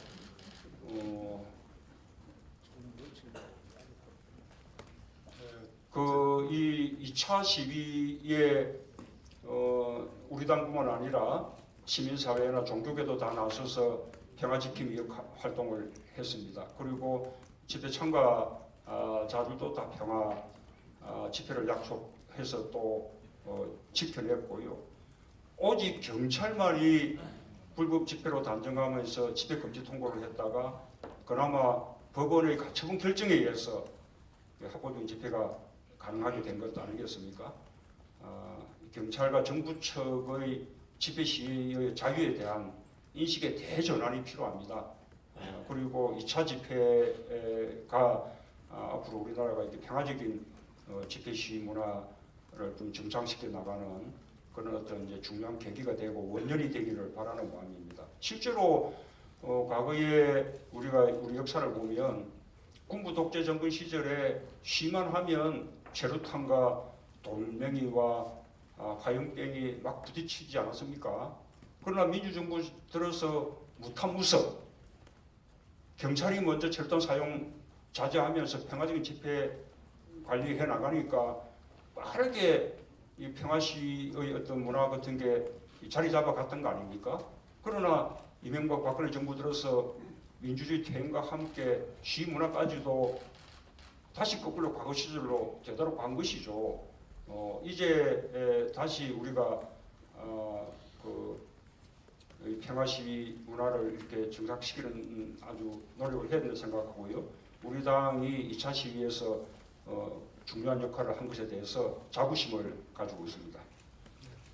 지금 말씀드린 것은 진짜 우리나라의 야당의 건전한 발전과 그리고 외연 확장을 염려하는 사람의 하나로서 폭력 시위적 측면이 있다는 사실 자체를 부인할 사람은 없을 겁니다. 그래서 어느 한 면만 강조하는 것이 그게 일반 시민의 의식과 점점 괴리가 생기게 되고 그리고 그 문제 때문에 야당의 외연 확장에 조금이라는 걸림돌이 된다 그러면 그게 불행한 사태가 되는 것 아닌가라는 걱정에서 말씀드립니다. 혹시 제 질문이 편파적이라고 생각하셨으면 죄송하게 생각을 합니다. 네. 예, 이제 방금 이게 이게 말씀하신 내용이 저희의 딜레마라고 생각합니다. 말씀하신 대로 저희가 이기는 정당이 되려면 저희가 훨씬 유연해져야 되고 포용적이어야 되고 그래서 또 이렇게 중도로 이렇게 우리가 확장할 수 있어야 됩니다. 그렇다면 그러려면 또 국민들이 우리 당에 대해서 좀 더 안정감도 느끼고 이렇게 신뢰할 수 있는 정당으로 그렇게 이제 봐줘야 된다고 그렇게 생각합니다. 그 노력 필요하다는 말씀은 저도 받아들이고요. 다른 한편으로 1차 집회를 놓고 보면 저는 그런 집회가 된 것에 우리 당도 책임이 있다고 생각합니다. 그날 그 노동자, 농민들이 이제 주축이 돼서 그 광화문 광장에 10만 명 넘게 모여서 이렇게 절규들을 했는데 이 노동자들의 걱정은 지금 국회 개정 중인 노동법을 비롯해서 또 행정 지침으로 쉬운 해고를 하겠다든지 그 다음에 또 취업 규칙을 그냥 불이익하게 이렇게 변경하겠다든지 하는 것에 대한 걱정들입니다. 농민들의 걱정은 쌀값 폭락에 대한 걱정이에요. 지금 15만 원 선 무너지고 또 금년이 굉장히 풍작이기 때문에 그게 폭락이 더 심하죠. 거기다가 FTA에 대한 또 분야의 또 걱정 이런 걱정들을 그분들이 소박하게 그렇게 이렇게 표현한 겁니다. 그런데 사실은 야당이 그 목소리들을 잘 대변했다면 그분들이 그렇게 절박하게 도심에 모여서 그렇게 시위를 하지 않았어도 될 수 있는 것이죠. 저는 우리 당이 왜 그쪽과 함께 하느냐라는 것을 탓하는 것은 아니라고 봅니다. 오히려 왜 그쪽을 더 좀 잘 대변하지 못했냐 이렇게 이제 말씀하신다면 저는 부끄럽게 그것을 받아들이겠습니다. 어쨌든 우리 당은 그런 노동자 농민들의 그 어떤 권익을 대변하는 역할도 해야 되고 그다음에 그와 함께 우리가 중도층의 신뢰도 얻는 그 두 가지를 다 해내야 한다고 그렇게 생각합니다. 예, 이제 정책성 질문을 좀 드리도록 하겠습니다. 역시 정당의 힘은 사람에서 나온다고 할 수 있겠습니다. 좋은 인물, 인재를 이제 충원을 해서 국민들한테 이렇게 보여주고 또 그분들이 만든 정책으로 이제 설득하면서 민생을 챙겨가는 게 정치이겠습니다. 그런 점에서 대표께서 당내 임재영 위원장 겸하시는 걸로 제가 알고 있는데 대단히 적절한 생각이신 것 같습니다. 며칠 전에도 제가 구체적인 언급은 기억이 나지 않는데 한번 잠깐 어디서 말씀을 하신 것 같고요. 지금 인재 영입에 대해서 기준이랄까 그리고 그런 기준에 의해서 어떤 인물들을 좀 접촉하고 계신지 그리고 언제쯤 그런 일을 좀 발표를 하실 수 있을지 좀 말씀해 주십시오.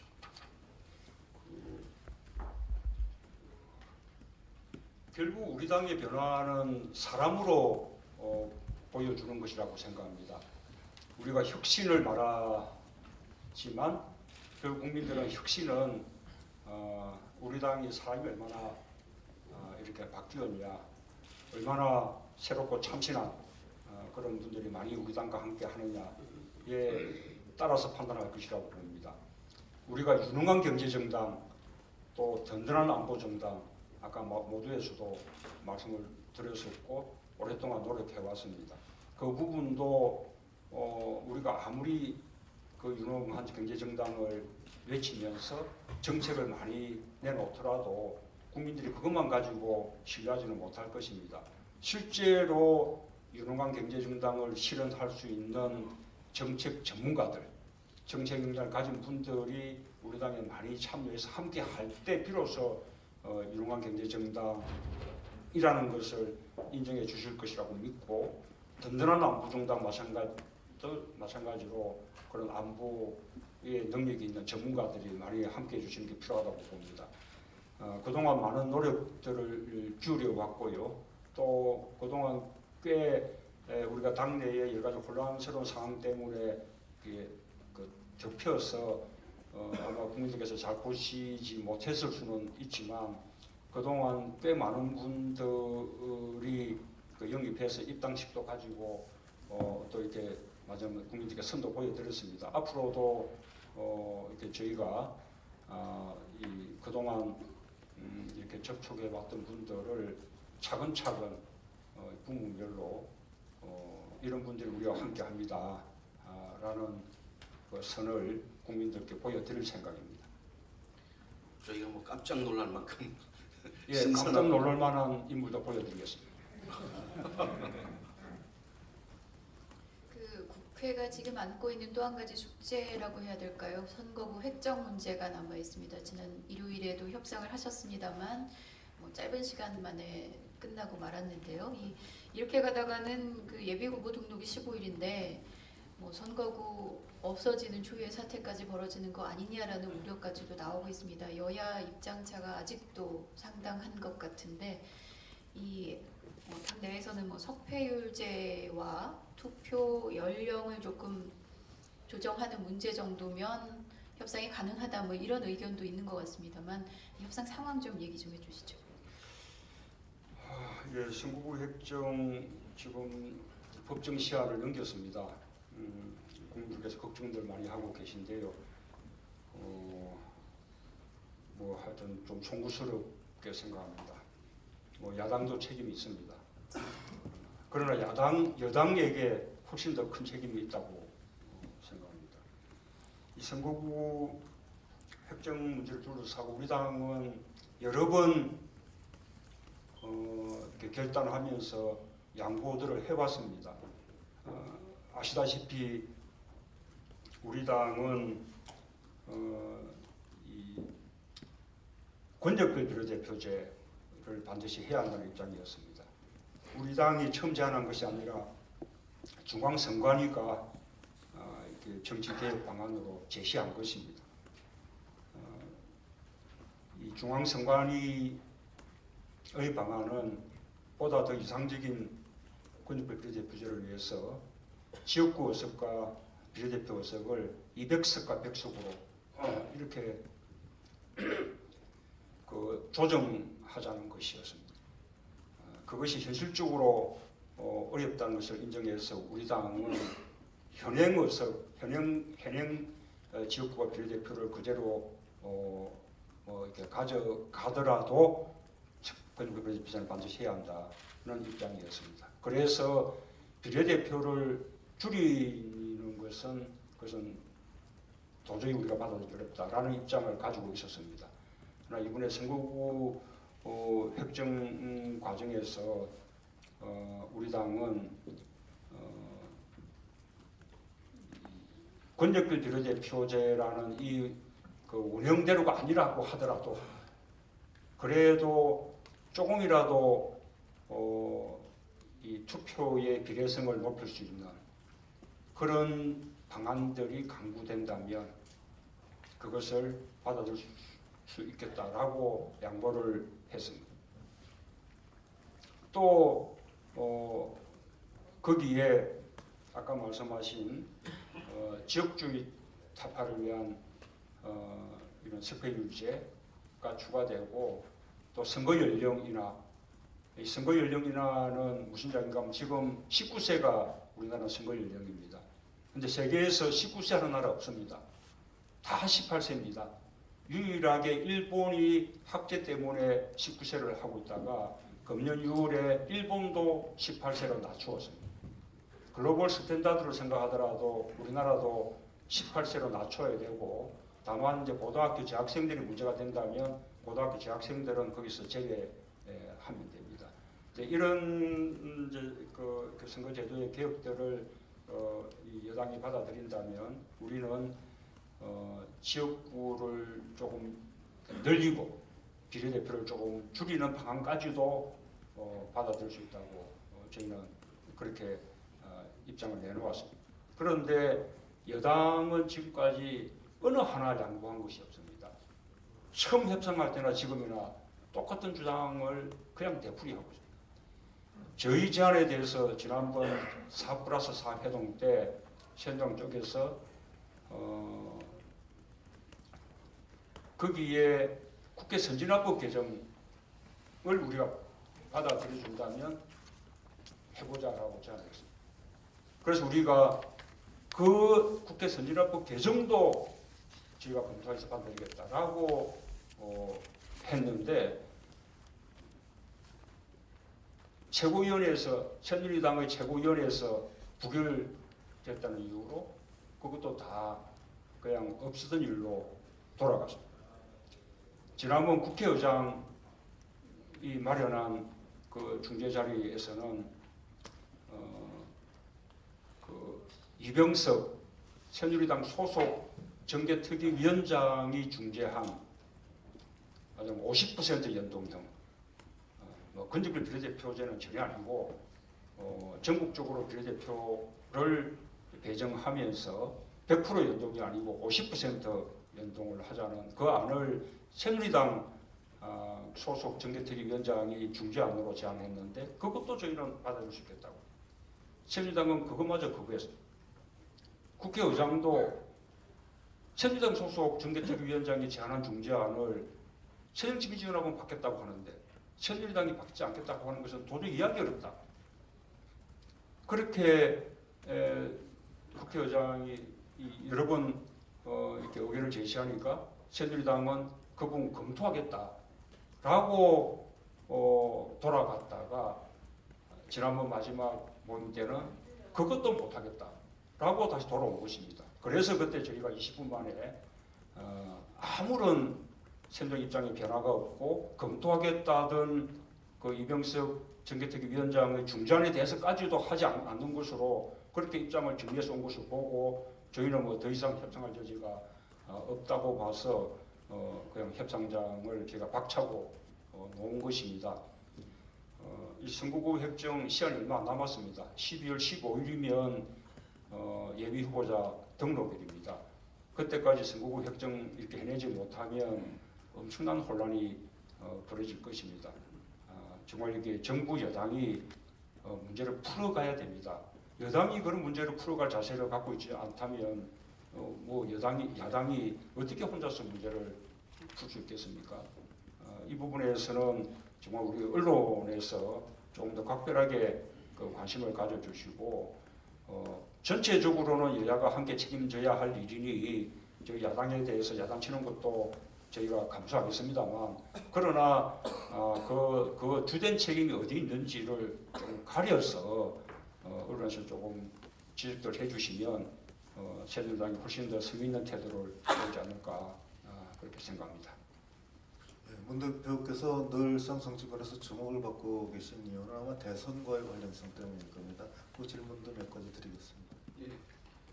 문 대표께서 아까 그 지금은 변수가 생겼지만 다 차기 총선이 나오지 않고 대신 2017년에 집중하시겠다는 뜻이 바로 그 대선을 말씀하신 걸로 이해를 합니다. 과거 야당이 집권에 성공했을 때 김대중 대통령이나 노무현 대통령이신데 그 보여준 그 정치인으로서의 지도력이랄까 그다음에 인간적인 매력 이런 건 탁월했다고 생각합니다. 김 대통령님은 남북 관계와 경제 문제에 대해서 이제 폭넓은 식견, 그다음에 국제적인 네트워크, 그다음에 확고한 견해 이런 것들에서 준비된 대통령으로 자임을 하셨고 그게 또 성공을 했습니다. 또 대통령도 개혁에 대한 의지로 지지층을 확보해서 집권을 하셨습니다.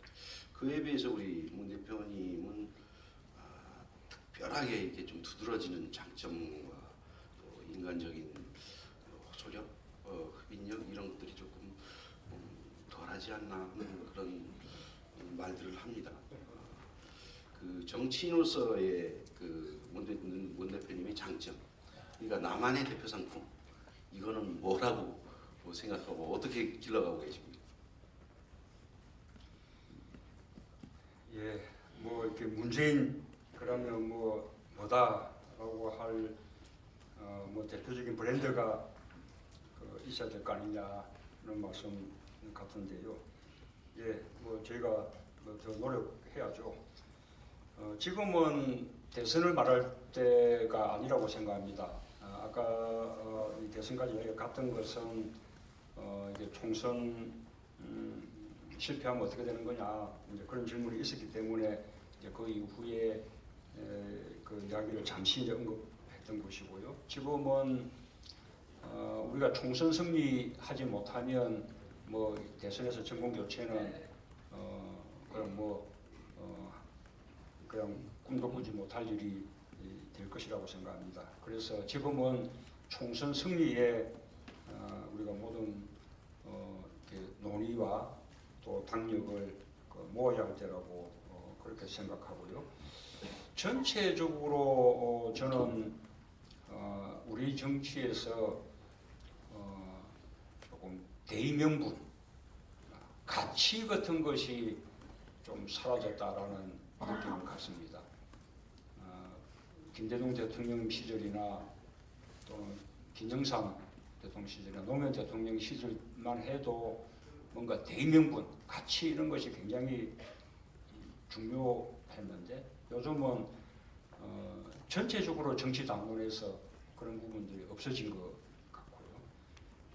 우리 야당에서도 좀 그런 부분들이 좀 없어진 것 같은 것이 우리 야당이 국민들로부터 조금 이제 신뢰를 잃게 된 저는 이유 가운데 하나라고 생각합니다. 그런 여러 가지 대의명분이나 가치를 조금 되살려야 한다고 생각하고요. 제가 앞에 정치 지도자들을 이제 그 정신이나 가치들을 개성하면서 특별히 이 시대에 좀 하나의 시대 정신으로 좀 더 해야 된다라고 생각하는 것이 있다면 아까 모두에서 잠시 제가 말씀을 드렸는데 이렇게 불평등의 문제라고 생각합니다. 뭐 불공정도 포함되고요. 특히 그 아주 극심한 소득 불평등, 양극화, 이제 그 원인을 이루는 비정규직 문제와 저임금 구조, 이 문제를 해결해내지 못하면 저는 우리 당은 지속 가능한 성장도 불가능하고 말하자면 이제 완전히 깔아앉는 그런 나라가 될 것이라고 생각합니다. 그 점에 대해서 조금 더 많은 관심 가지고 그런 부분들을 하나 새로운 브랜드로 만들어 나가겠습니다.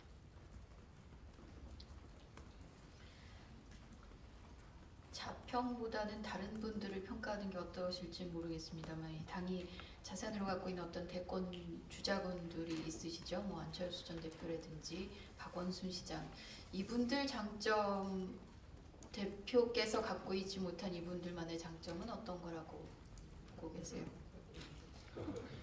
예, 뭐 다 좋은 분들이죠. 특히 우리 당에서 지지받는 그 박원순 시장 그리고 안철수 대표 모두 다 우리 정치를 바꿔야 된다. 그러기 위해서 정당 문화도 바꿔야 한다라는 그 변화에 대한 의지들이 굉장히 강합니다. 그런 면에서 상당히 이제 공통점들이 있고요. 박원순 시장은 서울시정을 맡고 있기 때문에 실제로 큰 정치 담론에 매달리는 것이 아니라 현장에서 이렇게 국민들의 삶, 이렇게 규정하는 어떤 작은 생활 정치 이런 이제 그 문제들을 통해서 이렇게 국민이나 시민들의 삶의 질을 높이는 그런 쪽에 탁월한 역량이 있다고 생각이 됩니다. 우리 이제 지자체의 이제 성공이 이제 저는 우리 당의 집권 능력을 보여준다고 생각하는데 그런 점에서 지금 가장 앞서가고 계시죠. 안철수 그 대표는 우선은 그 아까 이제 새정치라는 게 그냥 그분의 브랜드지 않습니까?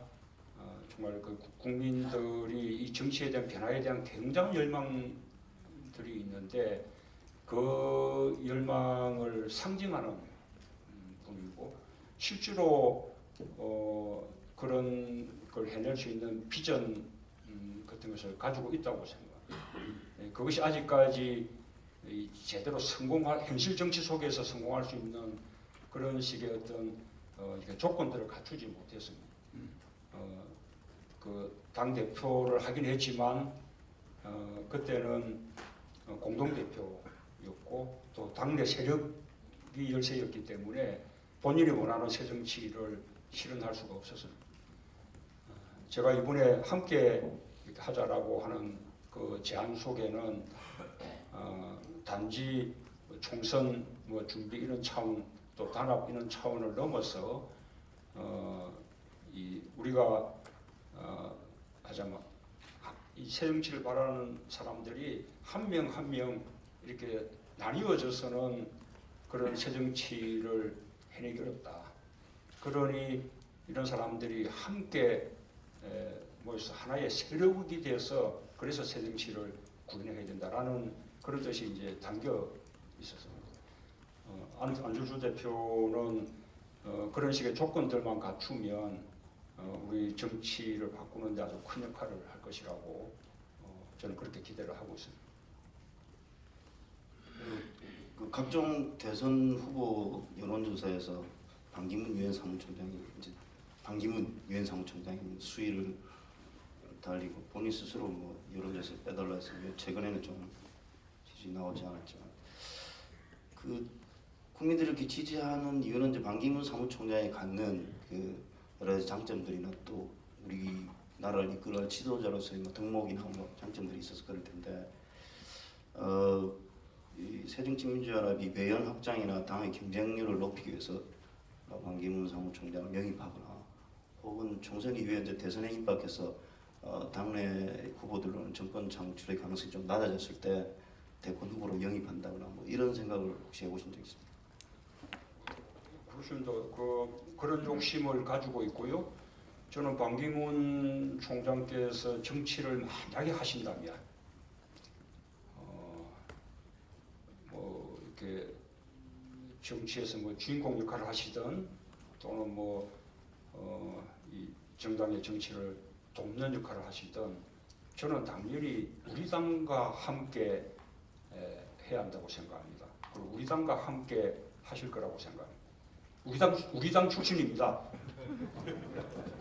우리가 만들어낸 유엔 사무총장이 함께 하실 거라고 생각하고요. 다만 지금 그 부분을 이 차기 대선 이렇게 출마라든지 이렇게 정치적으로 자꾸 이야기하는 것은 유엔 사무총장의 직무 수행에 도움이 되지 않는다고 본인이 여러 번 그러지 말아달라고 당부들을 하셨습니다.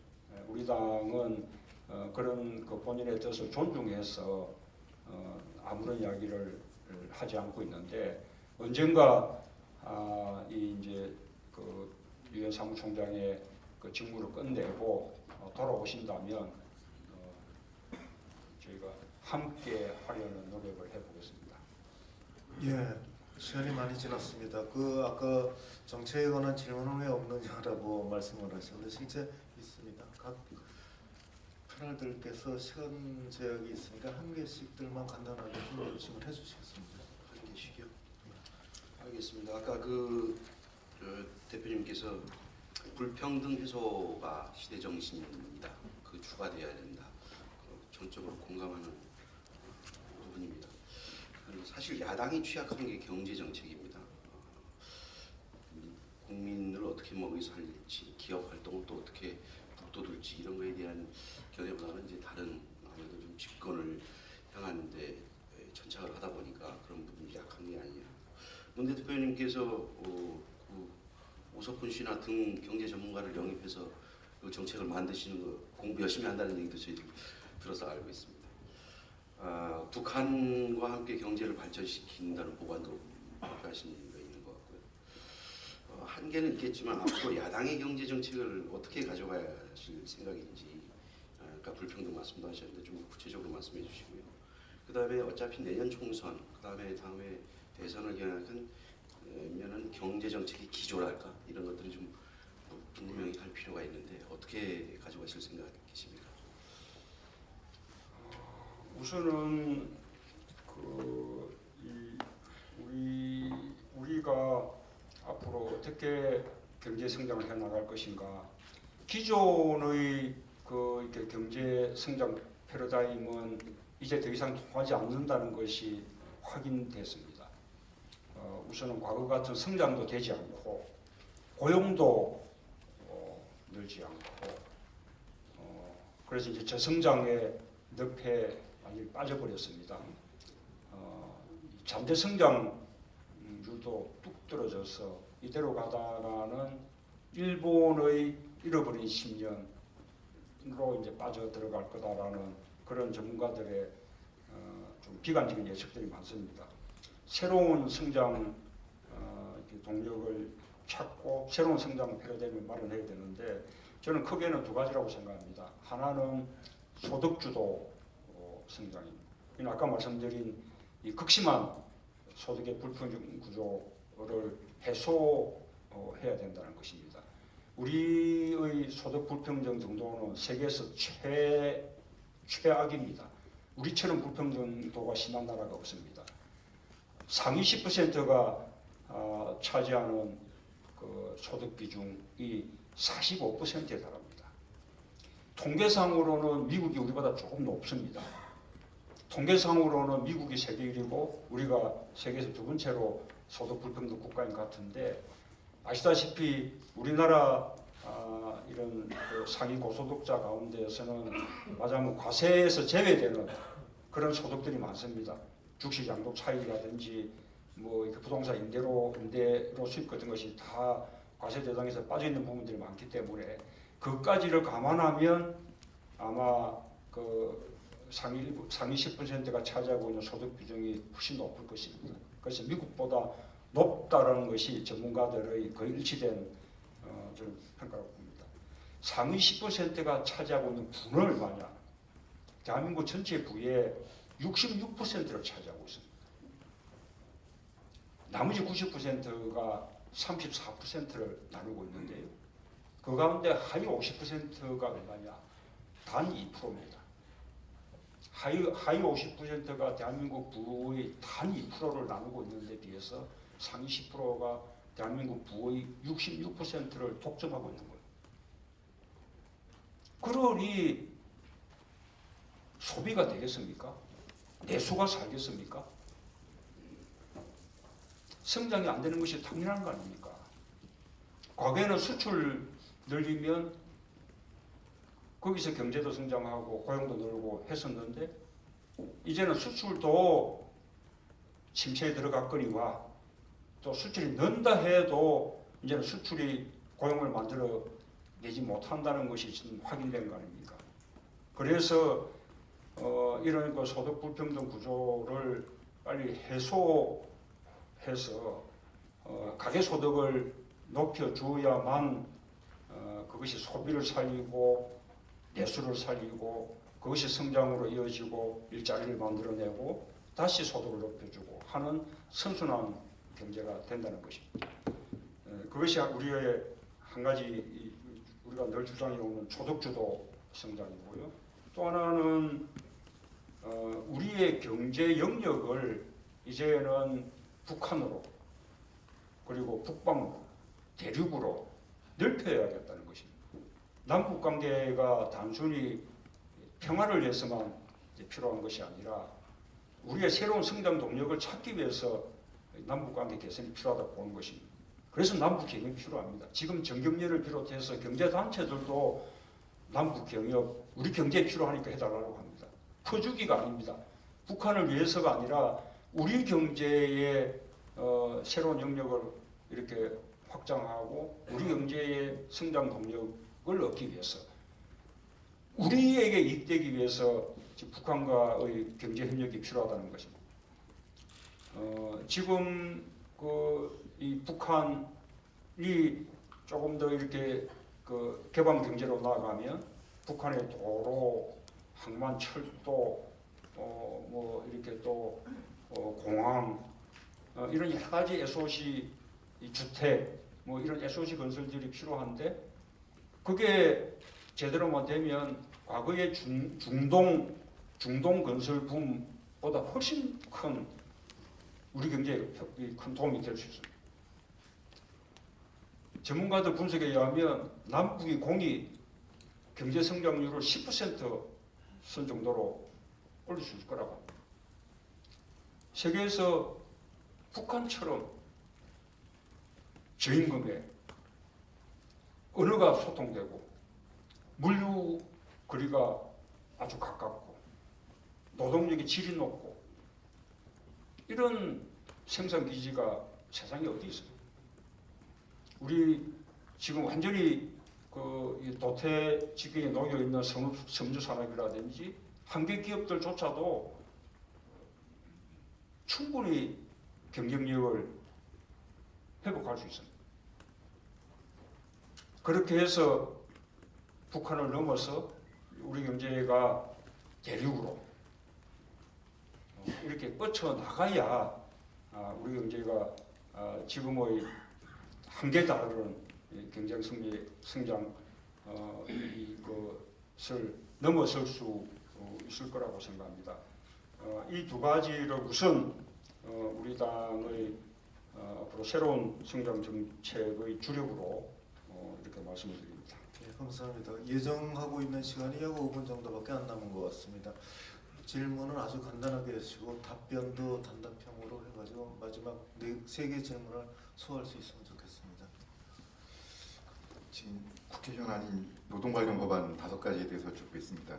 지금 가장 이견이 큰 게 파견 근로자 보호법, 기간직 근로자 보호법 등이고 나머지 3개는 그래도 좀 접점을 찾을 수 있지 않냐라는 접근을 하는 것 같은데 이거를 법안을 그러면 분리해서 처리하실 생각은 없으신지? 예, 가능할 수 있을 거라고 생각합니다. 지금 5개 법안 가운데 3개 법안은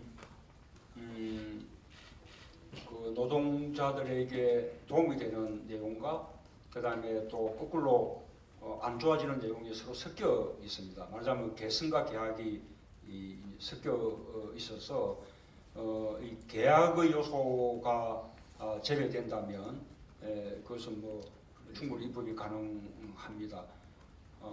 산재보상법 개정 법안 같은 경우는 정부와 여당 간의 자기 내부 이견 때문에 지금 안 되고 있는 중이기도 하고요. 그래서 그 세 법들은 협의가 가능할 것이라고 생각이 되고, 다만 이제 기간제법하고 파견법은 이 비정규직을 오히려 확대하는 비정규직 양산법입니다.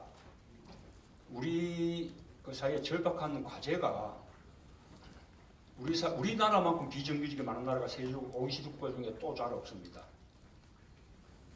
비정규직 많고 정규직과 비정규직 간의 임금 격차가 지나치게 크고 한 번 비정규직에 빠지면 정규직으로 올라가지 못하는 그런 문제를 우리가 해결하지 않으면 지금 안 됩니다.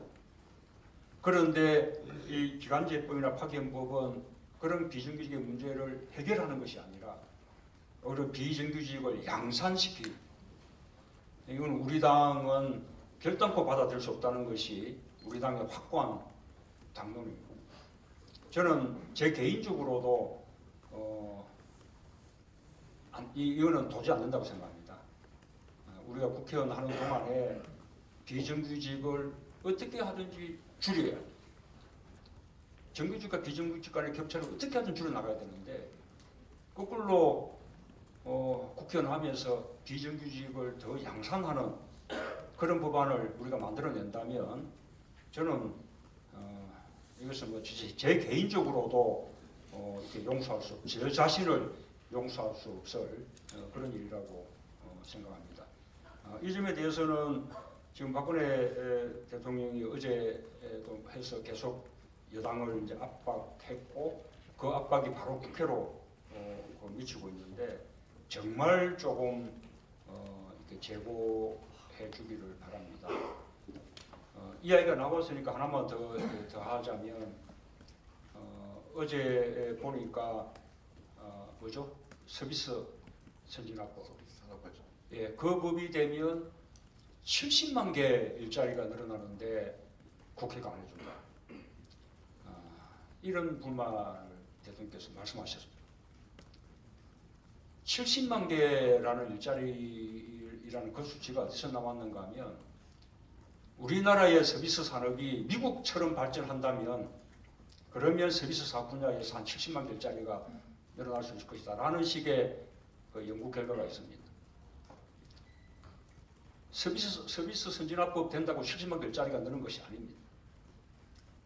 지난번에 외국인 투자 촉진법 2013년도에 그 법 통과되면 즉시 13,000개 일자리가 생기는데 야당이 발목 잡아서 안 해준다. 그 대통령이 여러 번 불평을 했어요. 결국 통과가 됐는데 지금 일자리 몇 개 생긴지 아십니까? 고작 100여 개 생겼을 뿐입니다. 이렇게 법 하나 만든다고 우리 사회가 일자리 문제가 해결되고 이런 경제 수준이 아닙니다. 서비스 선진화법은 제가 지난번 말고 그 앞에 언제죠? 금년 2월이었나요? 하여튼 그 앞에 청와대 회동 때 그때는 3달 회동이죠. 청와대 회동 때 보건의료 분야 제외하기로 합의한 것입니다. 우리 당은 그 합의대로 하자는 겁니다. 보건의료 분야만 제외하면 언제든지 할 수 있다고 이야기하는데도 그때 그렇게 합의해놓고 돌아서서는 보건의료 분야까지 꼭 포함해야 된다는 겁니다. 그래서 안 되고 있는 거예요.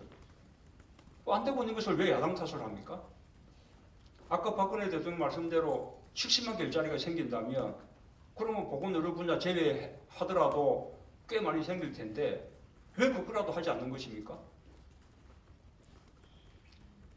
경제 안 되는 거 국회 탓하고 야당 탓하는 거 이제 좀 제발 그만 두고 정말 우리 경제를 살릴 수 있는 새로운 방안을 찾아야 합니다. 해외에 나가면 포용적 성장해야 한다고 대통령도 말씀하셨지 않습니까? 지금 세계 IMF니 OECD 경제 이사회니 APEC 이렇게 정상회의니 G20 회의니 모든 국제회의에서 포용적 성장해야 된다고 다들 그렇게 이야기합니다. 포용적 성장하려고 그러면 노동정책도 포용적 노동정책을 해야 돼요. 포용적 성장이라는 게 뭡니까? 경제성장의 과실이 특정 계층한테만 편중되고 많은 사람들에게는 경제성장의 과실이 말하자면 혜택이 가지 않는 그런 배제적인 성장이 아니라 경제성장의 그 과실이 모든 국민에게 다 골고루 배분돼야 한다는 것이 포용적 성장이지 않습니까? 그렇다면 노동정책도 비정규직 줄이고 비정규직의 임금 격차 줄이고 최저임금도 높여서 저임금 노동자들 최대한 줄여주고 그 다음에 심지어 자영업자들도 지금 중하청 자영업자들은 정말로 자기 고용 노동자들이거든요.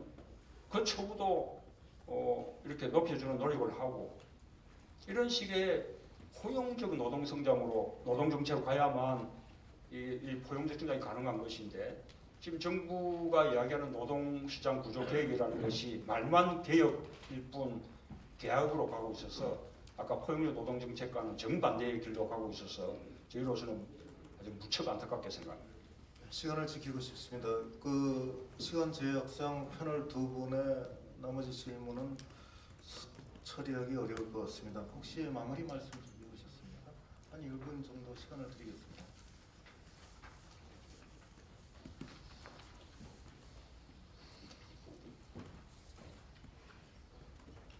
박근혜 대통령은 지난 대선 때 국민 통합 대통령이 되겠다. 민생 대통령이 되겠다. 국민 행복 시대를 열겠다. 이렇게 약속을 했습니다.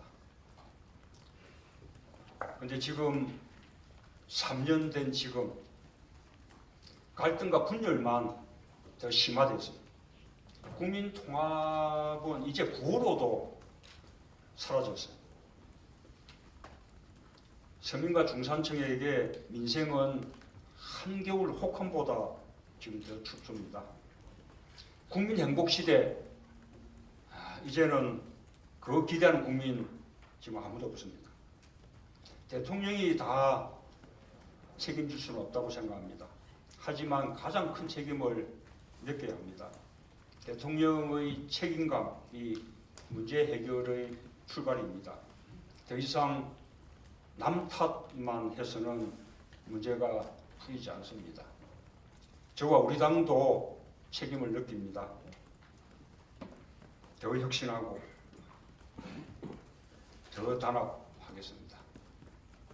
유능한 경제정당, 든든한 안보정당, 강력한 수권정당으로 반드시 거듭나겠습니다. 그렇게 해서 국민들과 함께 다시 희망을 만들어내겠습니다. 제가 여러모로 기대에 미치지 못합니다만 그러나 박근혜 정권의 독주, 경제 실패, 민생 파탄 견제할 수 있는 정당은 제1야당 새정치민주연합밖에 없습니다. 국민 여러분들께서 더 격려해 주시고 더 성원해 주시고 질책하면서도 또 함께 해 주시기를 부탁을 드립니다. 감사합니다. 토론을 마치겠습니다. 오늘 토론